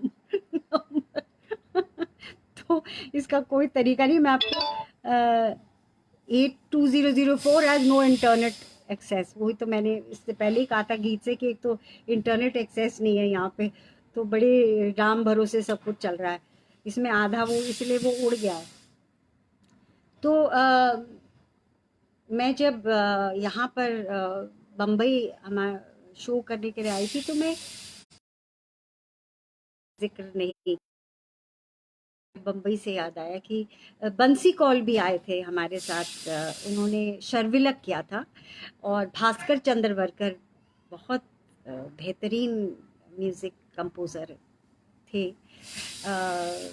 I been very fortunate कि कारण जी के साथ काम किया, और थिएटर के म्यूज़िकल जीनियस थे वो। और भास्कर चंद्रवर्कर साथ, तो बंसी कौल जी उसमें मैंने वसंत सेना का रोल किया, डॉली आलूवालिया ने कॉस्ट्यूम की थी। और बहुत ही बेहतरीन प्रोडक्शन था। ये रसिकलाल पारिक जी के उपन्यास है वो, मृच कटिकम वाले सीक्वेंस पे उन्होंने क्या बहुत खूबसूरत प्रोडक्शन था। तो हम लोग बम्बई आए थे, तो उसमें मैं 4-5 नाटक कर रही थी। एक तो शर्विलक जिसमें वसंत सेना का रोल, मित्रों मरजानी, आगर का। अरे वाह, देखिए इसको कहते हैं दे कम बैक। ललित सिंह बोल रहे कि मेरे 2 माइलस्टोन नाटक देखे हैं। रमन जी कह रहे वाह। सैंडी बघेल जी नमस्कार। हाँ, तो मैं बोल रही थी कि मेरा थिएटर की अभी आगे भी है सफ़र, पर मैं बीच में मैं बता रही हूँ बम्बई आए तो वहाँ पे एक प्रोड्यूसर ने देखा था मेरा नाटक, तो बड़े इम्प्रेस हुए। तो उन्होंने एक शो हो रहा था हमराही, उस टाइम दूरदर्शन ही था। तो उसमें देवकी भौजाई का कैरेक्टर वो ढूंढ रहे थे, लेखक थे उस शो के मनोज श्याम जोशी। और हाँ, हिमांशु गुप्ता जी बोल रहे फिल्मों की ओर चलिए। हाँ मंगेश जी, यहाँ 92 में NHD फेस्टिवल था नेहरू सेंटर NCPA में, आपने देखा होगा ज़रूर ज़रूर। हमने मित्रों मरजानी, आज़र का ख्वाब और शर्विलक ये सब नाटक किए थे। हाय डॉली तुम देख रही हो, तुम्हारे देखो मैंने कॉस्ट्यूम्स में नाम लिया, ओथेलो में। हाय डिया, ओथेलो में, और अभी बंसी जी का शर्विलक में तुम्हारा कॉस्ट्यूम्स। हाय डिया। आनंद मिश्रा, हाँ हाँ, आप हमराही में थे, वही हमराही की बात कर रही हूँ। तो वहाँ पे कुंवर सिन्हा एक सीरियल बना रहे थे हमराही, तो उन्होंने उनको एक एक्ट्रेस चाहिए थी। तो जैसे लोग पूछते हैं, गरिमा उप्रेती जी कह रही है पहाड़ी सॉन्ग अभी सुनाते हैं बेटा। तो उन्होंने देखा तो मेरे को अप्रोच किया देवकी भौजाई के रोल के लिए। तो मैं तो हाँ, सच में कभी भी नहीं, जब स्कूल में मिसेस मार्टिन ने बोला था अभी भी मैं इंटरेस्टेड नहीं थी सच में फिल्म। और मैं तो थिएटर मतलब कारण जी की चेली थी कि थिएटर में जीना और मरना है। और तो मैंने कहा ज्ञान जी भी थे, तो ज्ञान जी ने बोला कि यार कर लो, उनको भी रोल ऑफर थे। हाँ, देवकी भौजाई का कैरेक्टर बहुत फेमस हुआ था। जावेद मियाँ सलाम। तो मैंने ज्ञान जी से बोला भाई तुम जाओ, तुम करो, मैं यहाँ रेपोट्री में रहती हूँ। उस वक्त अब 3,000 मिलने लगे थे, 3,000 की सिक्योरिटी छोड़ना, और हमारा बच्चा भी हो गया था। मैंने कहा तुम जाओ, लेकिन ज्ञान ने कहा नहीं नहीं नहीं, चलो चलो। और इस बीच में मेरी बच्चू भाई से थोड़ी बहुत तुनक चुनक हो गई, तो उन्होंने बोला तुम नहीं जा सकती हो। और मुझे किसी ने बोल दिया तुम ये नहीं कर सकती हो, तो मैं तो जिद्दी, मैंने कहा नहीं अब तो मैं करूँगी। इस चक्कर में हमराही कर लिया, और सब छोड़ छाड़ के आ गई। और बम्बई में ना रहने की जगह, और कैसे हम लोग समय बीतते थे, वो बात छोड़िए। खैर जूहू बीच पे जाके हम लोग चने खाते थे और किराए के मकान में रहते थे। और अब ये शो ख़त्म हो गया हमराही, लेकिन तो अब ये हो गया प्रश्न की रेपर्टरी तो जा नहीं सकते। हाँ, शन्नू बुआ तो बहुत बाद में आई शिवम हेलो। अरे हाँ, डॉली यमगाथा की भी बोलूंगी मैंने इतने सारे नाटकों, डॉली करी, यमगाथा की कॉस्ट्यूम, भानु जी आए थे एक और प्ले करने के लिए, तो यमगाथा उसमें मैंने उर्वशी का रोल किया था, उसकी भी खूबसूरत कॉस्ट्यूम्स डॉली ने ही की थी बीना थैंक यू थैंक यू। और हाँ, तो देवकी भौजाई सडनली बहुत एक ही चैनल था तो वो बहुत पॉपुलर हो गया। और एक बात मैं आपको और बताऊं कि ये इसलिए भी मनोज श्याम जोशी ने मेरा नाम रेकमेंड तो किया था, लेकिन उन्होंने बोला क्योंकि जब वो हम लोग बना रहे थे तब मुझे चुटकी का रोल ऑफर किया था, पहला सोप था, लेकिन उस टाइम मैं कर रही थी ओथेलो, डेस्डेमोना, पहला मेरे को ब्रेक मिला था रेपर्टरी में। और कुमार वासुदेव और मनोज श्याम जोशी बोले कि भैया मनोज जी नमस्कार, वो बोले कि तुमको थिएटर छोड़ना पड़ेगा। मैंने कहा थिएटर बिल्कुल नहीं, मेरे को नहीं करना, मैंने हम लोग छोड़ दिया। तो अब 8-10 साल के बाद फिर मैंने हमराही किया, ज्ञान जी के उकसाने पर। और थोड़ी सी आई थिंक बज्जू भाई इज़ ऑल्सो रिस्पॉन्सिबल कि उन्होंने मुझे टिंगल किया था कि तुम नहीं कर सकती। मैंने कहा आप दिखाती हूँ मैं कैसे कर सकती हूँ। जिद्दी तो पहाड़ी लड़की की एक पहाड़ियों की एक ही होती है, एक तो भोलापन होता है और एक जिद होती है, वो दोनों मुझ में भरपूर थी और अब भी है। तो इस तरह हमराही किया। अब हमराही ख़त्म हो गया, अब ये प्रश्न कि आगे क्या है। तो मैं उनको जानती थी रवि राय को, क्योंकि वो भी डून स्कूल में पढ़े हुए थे, तो गई उनसे मिलने मैं और ज्ञान जी। तो उन्होंने बोला कि सुनील हेलो, उन्होंने बोला कि Himani what do you want to do films, तुम क्यों करना चाहते हो, तुम्हें क्या रोल मिलेंगे। हाँ ज्ञान योर हस्बैंड, इनको रोल मिलेंगे, तुम मत करो। मतलब वो बाद में मुझे मिले जब मैं फिल्में करने लगी, तो तब सोनम थी उनके साथ, तो यही बोलते, सोनम ने कहा मेरा भी काम बंद करवा दिया, क्योंकि वो मेल्स की ये टेंडेंसी थी कुछ मेल्स की कि मतलब उनकी घर की औरतें ना काम करें फिल्मों में, मतलब इंडस्ट्री की छवि ऐसी थी। मतलब राज कपूर खानदान में भी ऐसा होता था। ये तो बबीता जी ने तोड़ी थी कि करिश्मा और करीना दोनों को ले आए थे।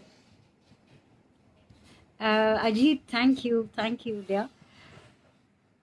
या मनोज शर्मा, बहुत मज़ा आ रहा है ओल्ड टाइम्स के बारे में बात करना। अरे सलीम तुम भी हो, अरे वाह।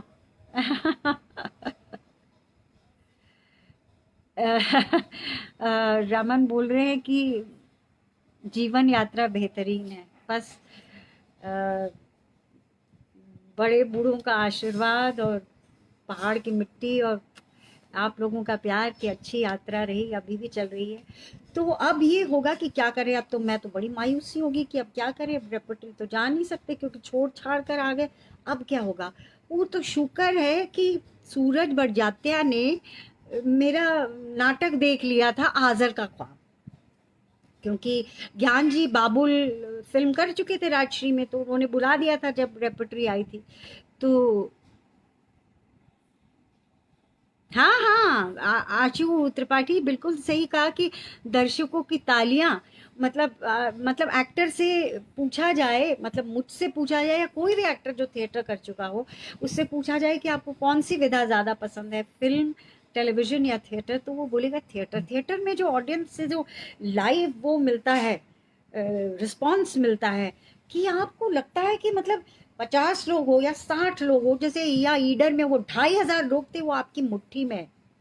या जब हमने विद्या सुंदर कालिदास समारोह में किया था उज्जैन में, रात को लोग गद्दों में बैठकर देख रहे थे। आहा, वो अनुभव अद्भुत है। और वो कैमरा का मीडियम, मतलब फिल्म ज़रूर आपको मैं कहती हूँ अमर रखती है, क्योंकि थिएटर तो क्या है, जिसने आपका नाटक देख लिया, थिएटर जीवन की तरह है। आपका नाटक जिसने देखा, सराहा, वो आपके सर आँखों पर, लेकिन फिल्म आपको शाश्वत बनाती है, टेलीविज़न आपको फेम दे देती है। जैसे कि मैं आपको बताऊं कि जब मैं दिल्ली में रेपर्टरी में काम करती थी ना, तो बस में बैठती थी और जमुना पार रहते थे हम लोग, क्योंकि पहले, अब तो जमुना पार बड़ा पॉश इलाका हो गया, पहले जो गरीब लोग होते थे थिएटर के लोग, वो जमुना पार उनको थोड़ा सा हिकारत की नज़रों से देखा जाता था। तो चार्टर्ड बस होती थी, क्योंकि रेपर्टरी का टाइमिंग भी वही था 10 to 5, तो हम लोग बस में बैठ के सुबह आते थे और फिर शाम को 5 बजे, हाँ शोज होते थे तो देर में रुकना पड़ता था, और फिर रेपर्टरी की बसेस छोड़ भी देती थी। आलोक यादव थिएटर करके बॉलीवुड जाना चाहते हैं, ज़रूर जाइए, ज़रूर पहले थिएटर अच्छे से करिए, अपने आप को मांझिए, फिर ज़रूर जाइए बॉलीवुड, ज़रूर जाइए। शिवम, आपको मैं अभी बताती हूँ थिएटर और फिल्म एक्टिंग में आपको क्या डिफरेंट लगता है। मैं आपको अभी बताती हूँ, पहले मैं अपने रंग यात्रा के, अपनी अभिनय यात्रा की कहानी पूरी कर लूँ। तो अ, तो मैं बता रही थी कि सूरज जी ने वो नाटक देख लिया, आज़र का ख्वाब। मेरा, मैंने बताया उसमें मेरा हज्जों से लेके बेगम तक का रोल था। डॉली तुम भी थी उस नाटक में। तो मुझे राजश्री से फ़ोन आया, तो मैं गई। क्योंकि ये पारिवारिक से लोग थे, क्योंकि जब ज्ञान जी की फिल्म रिलीज हुई थी बाबुल, तब मैं रेपर्टरी में काम कर रही थी, तो मुझे फर्स्ट क्लास की ट्रेन से बुलाया था।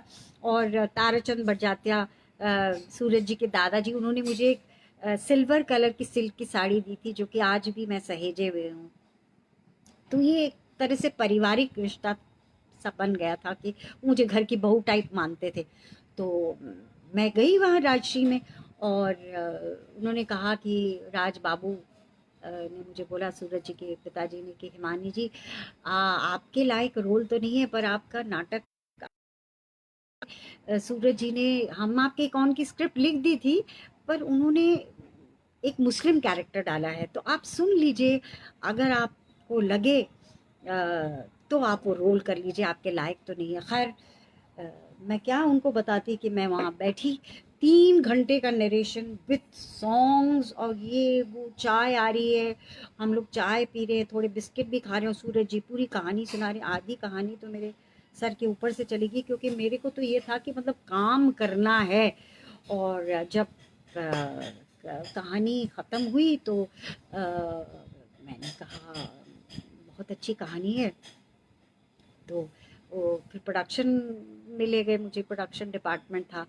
तो मैं वही पहाड़ी की बोली, एनएसडी की, और थिएटर थोड़ा बहुत किया हुआ था। तो उन्होंने बोला कि अब मुझे कुछ पता ही नहीं, मेरा कोई सेक्रेटरी वेक्रेटरी भी नहीं कि जो आपके पैसे की बात करे, कि हिमानी जी, हम आपको आप फिल्म करना, आपको फिल्म में लेंगे। आप क्या लिख रहे हैं सुहानी? मुझे आपसे मिलने का सौभाग्य बनारस में एनएसडी के वानिया पाठ्यक्रम के ऑडिशन, आप जज थे। हाँ हाँ हाँ हाँ हाँ हाँ हाँ हाँ हाँ सुखा, हाँ सुहानी, सुहानी, यस यस यस। कैसी हो बेटा, ठीक हो? अच्छा। तो खैर, उन्होंने मुझे बोला कि हम आपको, मान लो कि आपको 2 रुपए देंगे। तो मैंने कहा ठीक है, मुझे तो कुछ पता ही नहीं था कितना मिलता है फिल्मों में। तो जो दूसरा प्रोडक्शन वाला था, उसको दया आ गई मुझ पर, कह रहे अरे यार क्यों, ये तो ऐसे मत करो ना, ये तो अपने घर की हैं। वो सब लोग फिल्म इंडस्ट्री में ना अपना घर का बना लेते हैं, तो इनसे ठीक बात करो। मुझे बाद में पता चला कि बाकायदा बार्गेनिंग होती है, कि अगर आपको मान लो कि जैसे सब्जी मार्केट में आप जाएं, तो आपको अगर आलू खरीदने हैं, तो आप बोलेंगे कि सब्जी वाला बोल रहा है 10 रुपये, तो आप बोलेगा भाई 5 रुपये में दे दे। तो वो बोलेगा नहीं भाई, 5 में तो नहीं, ये तो मैं तो 9 रुपये में दूंगा, 8, फिर असली दाम 8 रुपये। मतलब ये फैक्चुअल बात नहीं है, ये तो मैं एग्जाम्पल के लिए। तब उन्होंने बोला नहीं, हम आपको 5 रुपये देंगे। मैंने कहा ठीक है, मेरे लिए वही बहुत थी थिएटर के हिसाब से। तो इस तरह हम आपके हैं कौन। और जब मैं पहली बार उस सेट पर गई, तो वहाँ इतने बड़े बड़े एक्टर्स, मतलब माधुरी दीक्षित उस वक्त नंबर 1 थी, और पूरा मतलब 30-40 कुर्सियाँ रखी हुई थी वहाँ पे, उस सफ़ेद कपड़े से ढकी हुई। और एक कुर्सी के पीछे नाम था, एक कुर्सी पे मेरा भी नाम था, हिमानी शिवपुरी। तो मैंने कहा अरे बाप रे, है सूरज जी ले गए। बहुत ही बढ़िया डायरेक्टर, और बहुत ही बढ़िया इंसान, और बिल्कुल फैमिली की तरह ट्रीट करते थे सबको। माधुरी दीक्षित के पास ले गए कि this is Himani Shivpuri, she is a very great actress from national school of drama. तो माधुरी खड़ी होगी, मेरे लिए इतनी बड़ी बात थी कि माधुरी दीक्षित खड़ी होगी। वो कहती है हिमानी जी वेलकम टू हम आपके हैं कौन। और फिर सलमान के साथ सीन किया, और सलमान तो इतना बदमाश, आज भी उतना ही बदमाश है, कि उसके साथ वो सीन में था नहीं, वो ऐसी, मैं थाली लेके आ रही हूँ, और थाली रखती हूँ और वो कहता है चची जान, और उसने मुझे ऐसे गोदी में उठा लिया और मैं एकदम से पका गई। मैंने कहा ये क्या, क्योंकि हम लोग थिएटर से आए हुए कि रिहर्सल में तो ऐसा उसने किया नहीं, और इसने सटाक से, खैर थिएटर में भी इम्प्रोवाइजेशन होता तो खैर रिएक्ट कर लिया।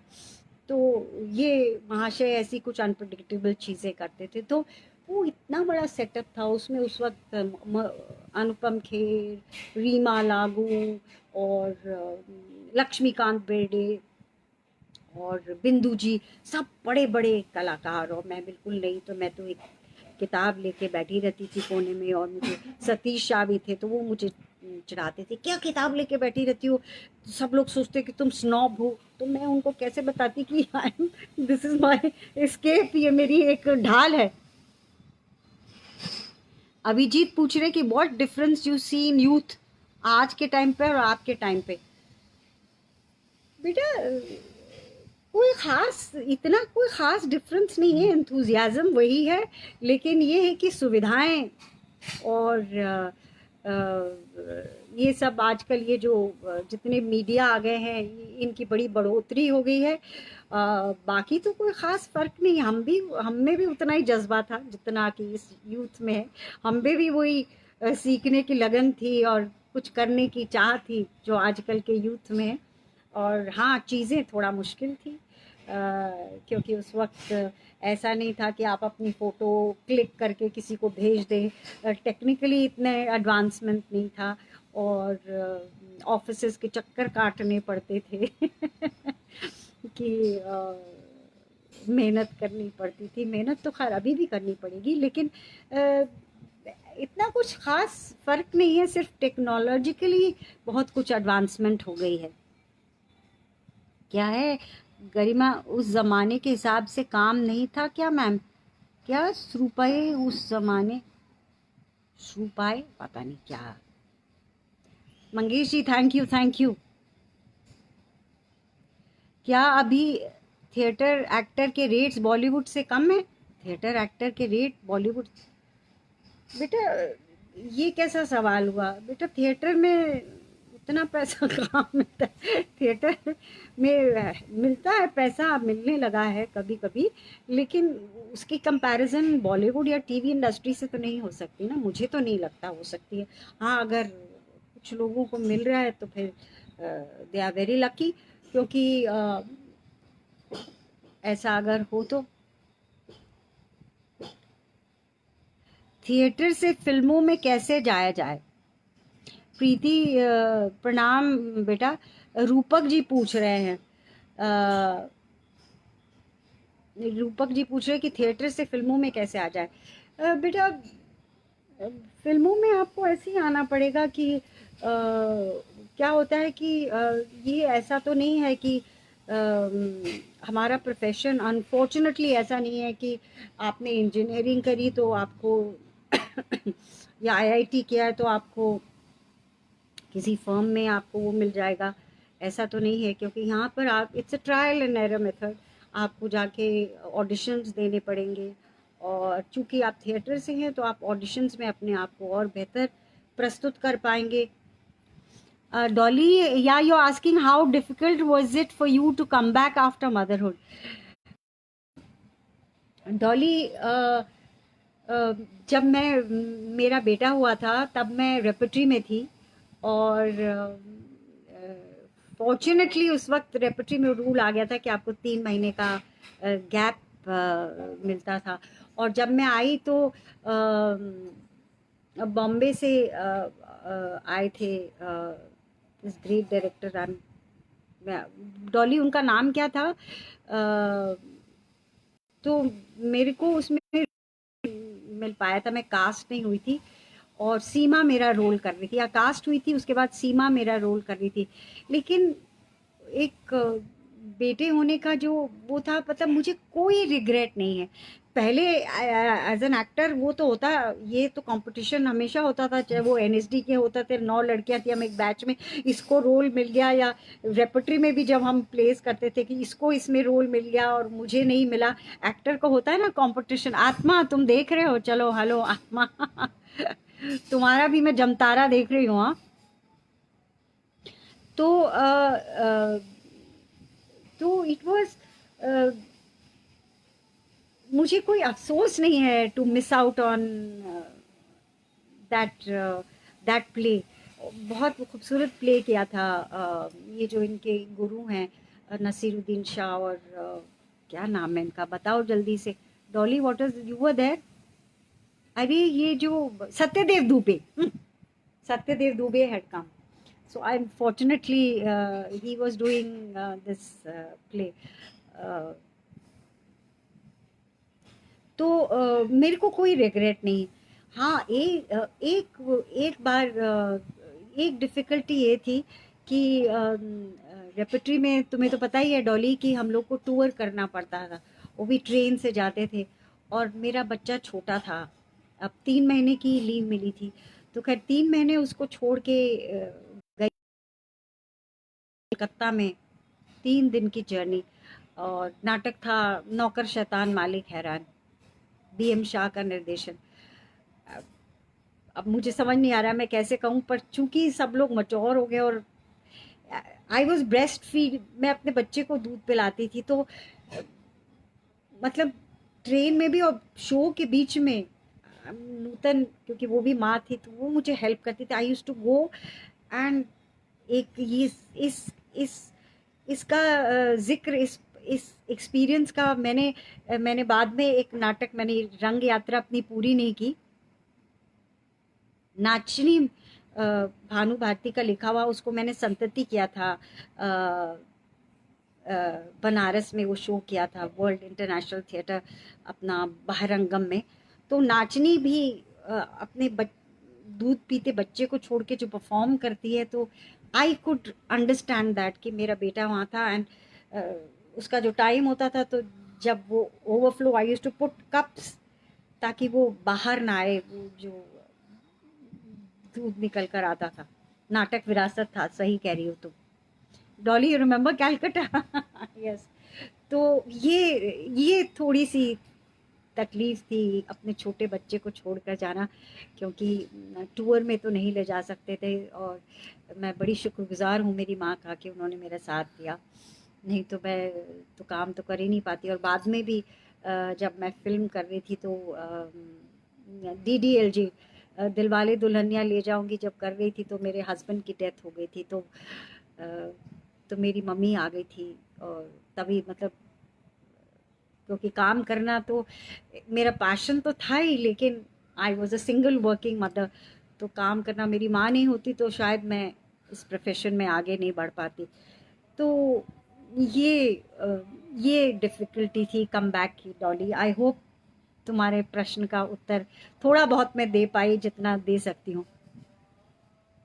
हाँ बेटा, आत्मा मुझे याद है, नाचनी नाटक था और संतति रखा था नाम, उसमें तुमने भी काम किया था।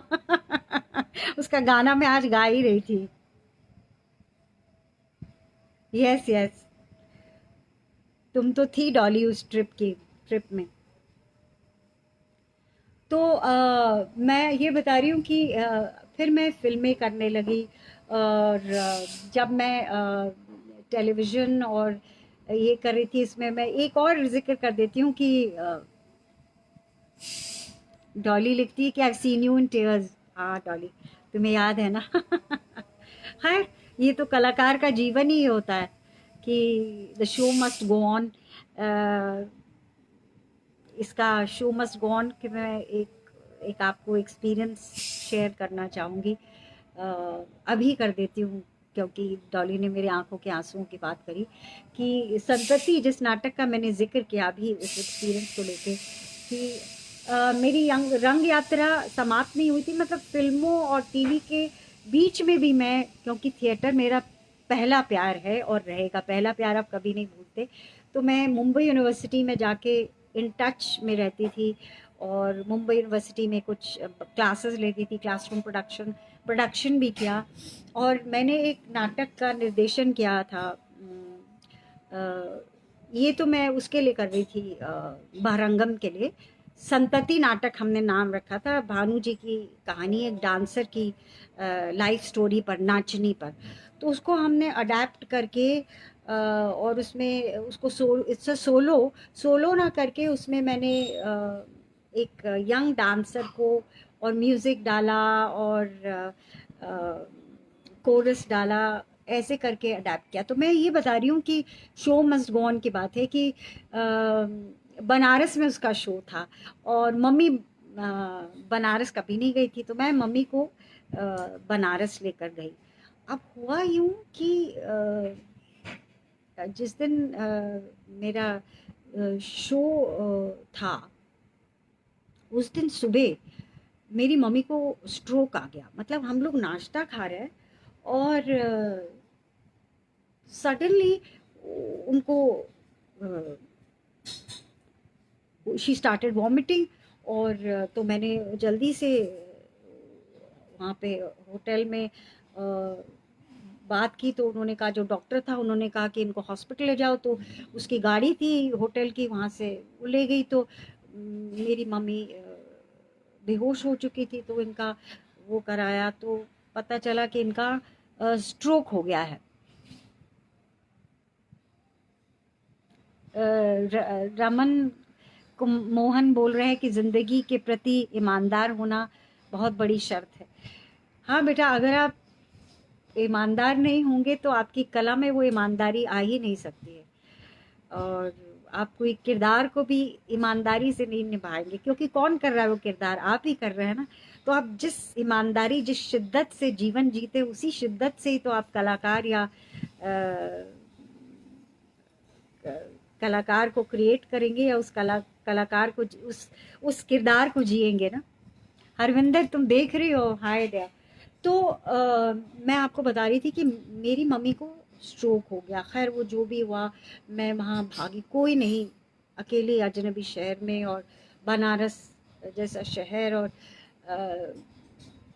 मैं जा रही हूँ। मैंने उनको, उन्होंने बोला इतना पैसा लगेगा, मैं कार्ड की भी मशीन नहीं चल रही है बनारस में, तो इधर से 5,000 निकाले, इधर से भाग रही हो, मुझे यहाँ पर भी आना है। तो फिर मैंने मामा उधर उनको, खैर वो सब लग रहे फॉर्म्स मुझे, तो डॉक्टर ने बोला कि आप इनके नियर एंड डेयर, क्योंकि उनका ब्लड वेसल फट गया था, कि इनके नियर एंड डेयर वंस को बुला लीजिए। तो मैंने अपने भाई को फ़ोन किया और खैर, तो और मैंने अपनी जो कास्ट थी, तो ग्रैंड रिहर्सल, क्योंकि भारंगम चल रहा था तो सुबह ही ऑडिटोरियम मिलना था, तो मैंने अपनी कास्ट को बोला कि बेटा, यंग बच्चे थे, मैंने कहा देखो बेटा, ऐसा ऐसा हो गया है, तो तुम प्लीज़ रिहर्सल कर लो। और असिस्टेंट देवेन था, उसको बोला यार तुम लाइट वाइट करना, और सब बच्चों से फ़ोन पे बातें करते रही तुम करना।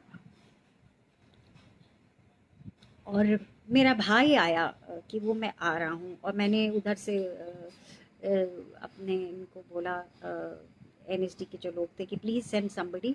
और जब मुझे पता चला कि मेरा भाई और मेरा बेटा आ रहा है, तब मैं अपनी माँ को हॉस्पिटल में छोड़ के निकली।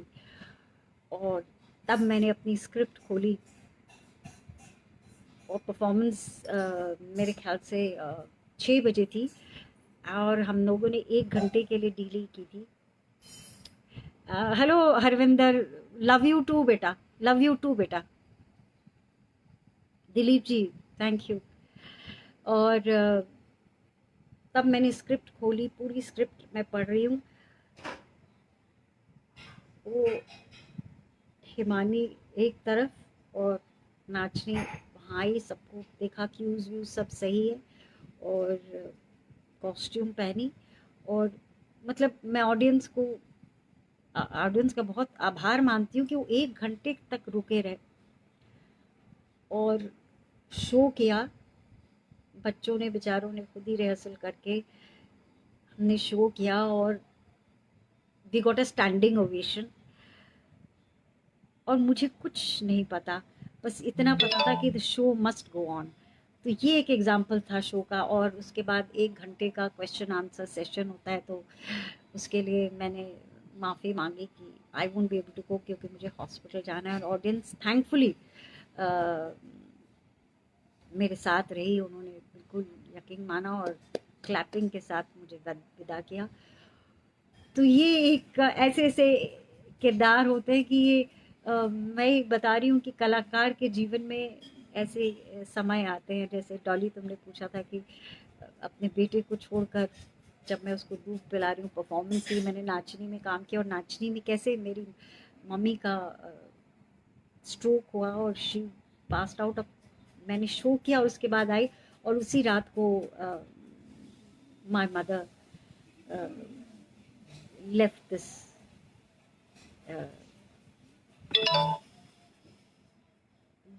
वर्ल्ड। हाँ, रवि मोहन जी, अरे कैसे हैं आप? अरे बहुत बढ़िया, हरियाणा से, वाह वाह।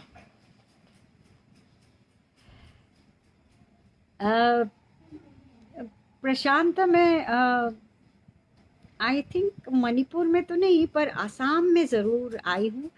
आसाम में मैंने शो किया था, आई थिंक लास्ट ईयर हम लोगों ने, क्योंकि मैं, हाँ, ये बता रही थी रंग यात्रा की, मैं ऐसे ये नाटक, मतलब फिल्म और टीवी में बिजी होने के बावजूद, मतलब मुंबई यूनिवर्सिटी में जाके थिएटर से अपना टच रखती थी। और जब मैं मुंबई यूनिवर्सिटी जा रही थी तो मुंबई यूनिवर्सिटी में वर्ल्ड प्ले राइट कॉन्फ्रेंस हो रहा, world women's play right conference, तो जब्बार पटेल आए वहाँ, तो जब्बार ने कहा हिमानी तुम सोलो कर दो। मैंने कहा अरे सोलो क्या, खैर क्योंकि एक विमेन प्ले राइट का करना था, तो मैंने मनु भंडारी की 2 कहानियों का शेल्के के साथ मिलकर, रामचंद्र शेल्के के साथ मिलकर।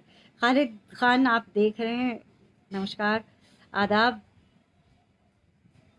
मनोज जी आप आप इमोशनल हो रहे हैं शुक्रिया, शुक्रिया कि आप मेरे इमोशन में इमोशनल हो रहे हैं, thank you so much, thank you.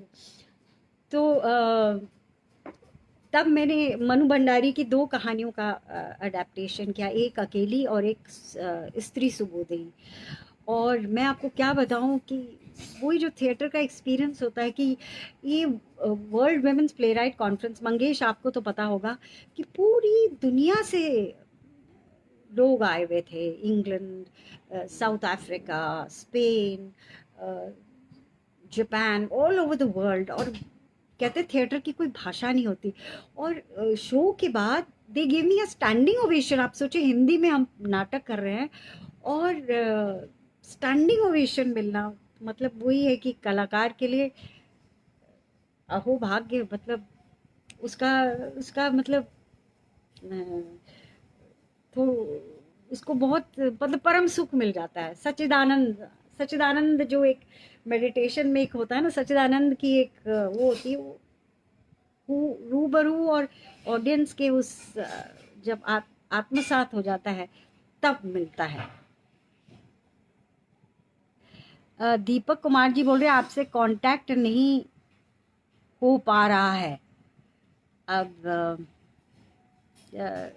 बेटा अभी तो हो ही रहा है कांटेक्ट में। शिवम कुमार जी बोल रहे मैम आपने बताया नहीं कि थिएटर और फिल्म एक्टिंग में क्या। हाँ, अब मैं बताती हूँ कि वैसे बेसिकली एक्टिंग तो एक्टिंग ही होती है, लेकिन फ़र्क ये है कि थिएटर में चाहे वो स्टूडियो थिएटर हो जो कि छोटा सा हो, या फिर एक प्रोसीनियम थिएटर हो जो कि बहुत बड़ा है, तो आपको जो एक्टिंग करनी है या कोई भी हाव भाव करना है, जो स्पीच करनी है, वो आपको ऐसा करनी है। आप कोई भी लाइन बोलो या कोई भी इमोशन आप करो, तो आपको आखिरी बंदा जो बैठा है उस तक पहुंचाना है।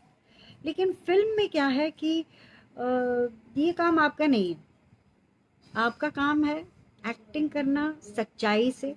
ये जो है पहुंचाना या कुछ है, क्योंकि ये क्लोजअप का भी मीडियम है। आपके आंख में आंसू, दैट कैमरा विल, वो जूम कर देगा आपके फेस पर, तो एकदम से ऑडियंस को एक्सप्रेशंस दिख जाएंगे। तो ये कह सकते हैं कि थोड़ा सा सटल होना पड़ेगा, कि इतना आपको लार्जर देन, थोड़ा सा, थोड़ा सा ज़्यादा नहीं, आप ओवर एक्टिंग तो नहीं कर सकते। या इसमें क्या है कि वॉइस का प्रोजेक्शन भी थिएटर में करना पड़ता है। हमारे टाइम तो माइक्स बिल्कुल अलाउड नहीं थे।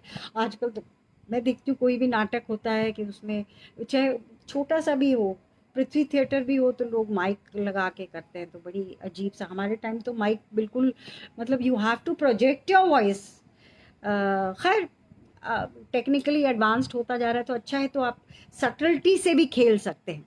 लेकिन यही फ़र्क है बेटा कि आपको जो अपनी एक्टिंग या कोई भी हाव भाव है वो जो आखिरी रो में बैठा इंसान है उस तक पहुंचाना आपका फ़र्ज़ बनता है एज एन एक्टर। क्योंकि आप सिर्फ सामने वाले जो बैठा है, सामने वाली ऑडियंस बैठी है, उसी के लिए एक्टिंग नहीं कर रहे हो। जितने भी ऑडियंस पीछे के रो में बैठी है उस तक आपको अपनी फीलिंग्स, जो प्ले की कहानी है वो उस तक पहुंचानी है। यही फ़र्क होता है। रेणु जी नमस्कार। दीपक कुमार, मुझसे कांटेक्ट नहीं हो पा रहा है, तो आप कहाँ से कांटेक्ट कर रहे हैं, कैसे कर रहे हैं, मुझे नहीं पता है। तो अरे मेरे ख्याल से ये तो 1.5 घंटा हो गया है। गीत ये तो 1 घंटे की बात हुई थी, अब मुझे लगता है हमको ख़त्म कर देना चाहिए। मतलब मैं तो चले जा रही हूँ, बोलती जा रही हूँ। क्या कहती हो गीत? अब नमस्कार करें। कोई ख़ास किसी को सवाल पूछना हो? मैं खाली ये बोल देती हूँ कि मैंने मतलब थिएटर से मेरा रिश्ता रहा। मैं अभी भी कोई अच्छा डायरेक्टर मिलती हूँ तो उसको यही बोलती हूँ, सलीम तुम सुन रहे हो ना, सलीम तुमसे कहती हूँ यार मेरे को अच्छा सा प्ले बताओ या करो मेरे साथ। कि वो प्ले करने का जुनून अभी भी है और अभी भी करती हूँ। अब ये जो लॉकडाउन का टाइम है इसमें भी मैं ढूंढ रही हूँ क्या स्क्रिप्ट्स हूँ, क्या जो क्या करी जा सकती हैं। और अंकुर जी से भी मैं बात करती रहती हूँ कि अंकुर जी कोई कहानी बताइए। वो मनु भंडारी की कहानियों का सुझाव भी अंकुर जी ने दिया था। और मैंने मुंबई यूनिवर्सिटी में आत्मा तुम तो थे, मृच्छकटिकम जाके डायरेक्ट किया था।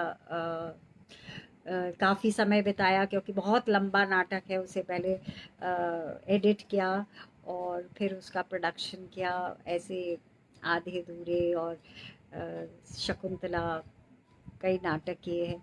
और एक और बात मैं आपको बताऊं कि जब मैं देहरादून भी जाती रहती हूँ अपने क्षेत्र में, कि जब मेरे पिताजी की डेथ हुई तो मुझे लगा कि जब उनकी बरसी आई तो मुझे लगा कि मैं कैसे उनको श्रद्धांजलि दे सकती हूँ।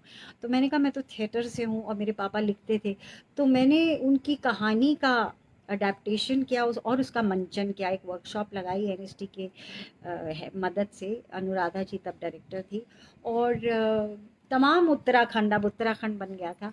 उत्तराखंड के जो स्टूडेंट्स थे, कोई कोटद्वार से था, कोई ऋषिकेश से था, कोई सहारनपुर से भी आ गए थे, उत्तर प्रदेश से, लेकिन पास में था, रुड़की से लोग आए।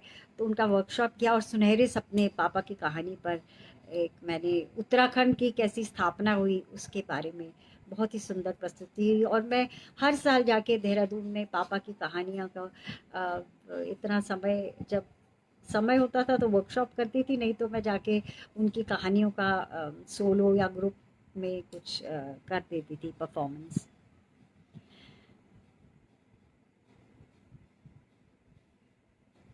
हाँ तो क्या करें गीत, अब 8:30 बज चुके हैं। 8:30 क्या, मतलब 8:45 बज रहे हैं। तो अब सबसे विदा ली जाए। रेणु जी नमस्कार। गीत क्या कहती हो तुम, कुछ बोल नहीं रही हो?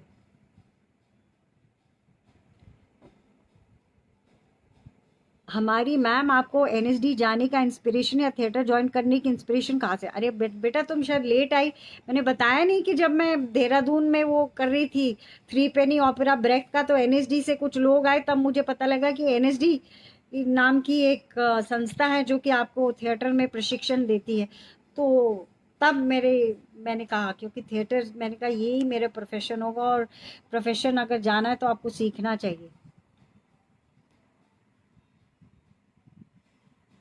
हाँ मेरे घर में मधुबनी पेंटिंग है। थैंक यू दीपक, आपको पसंद आ रही है। देखिए मधुबनी पेंटिंग है और वो देखिए वो छत्तीसगढ़ की वो है, अ, अपना पेंटिंग है और वो एसएनए अवार्ड है। छोड़िए। अ, तो आप लोगों से विदा लिए जाए।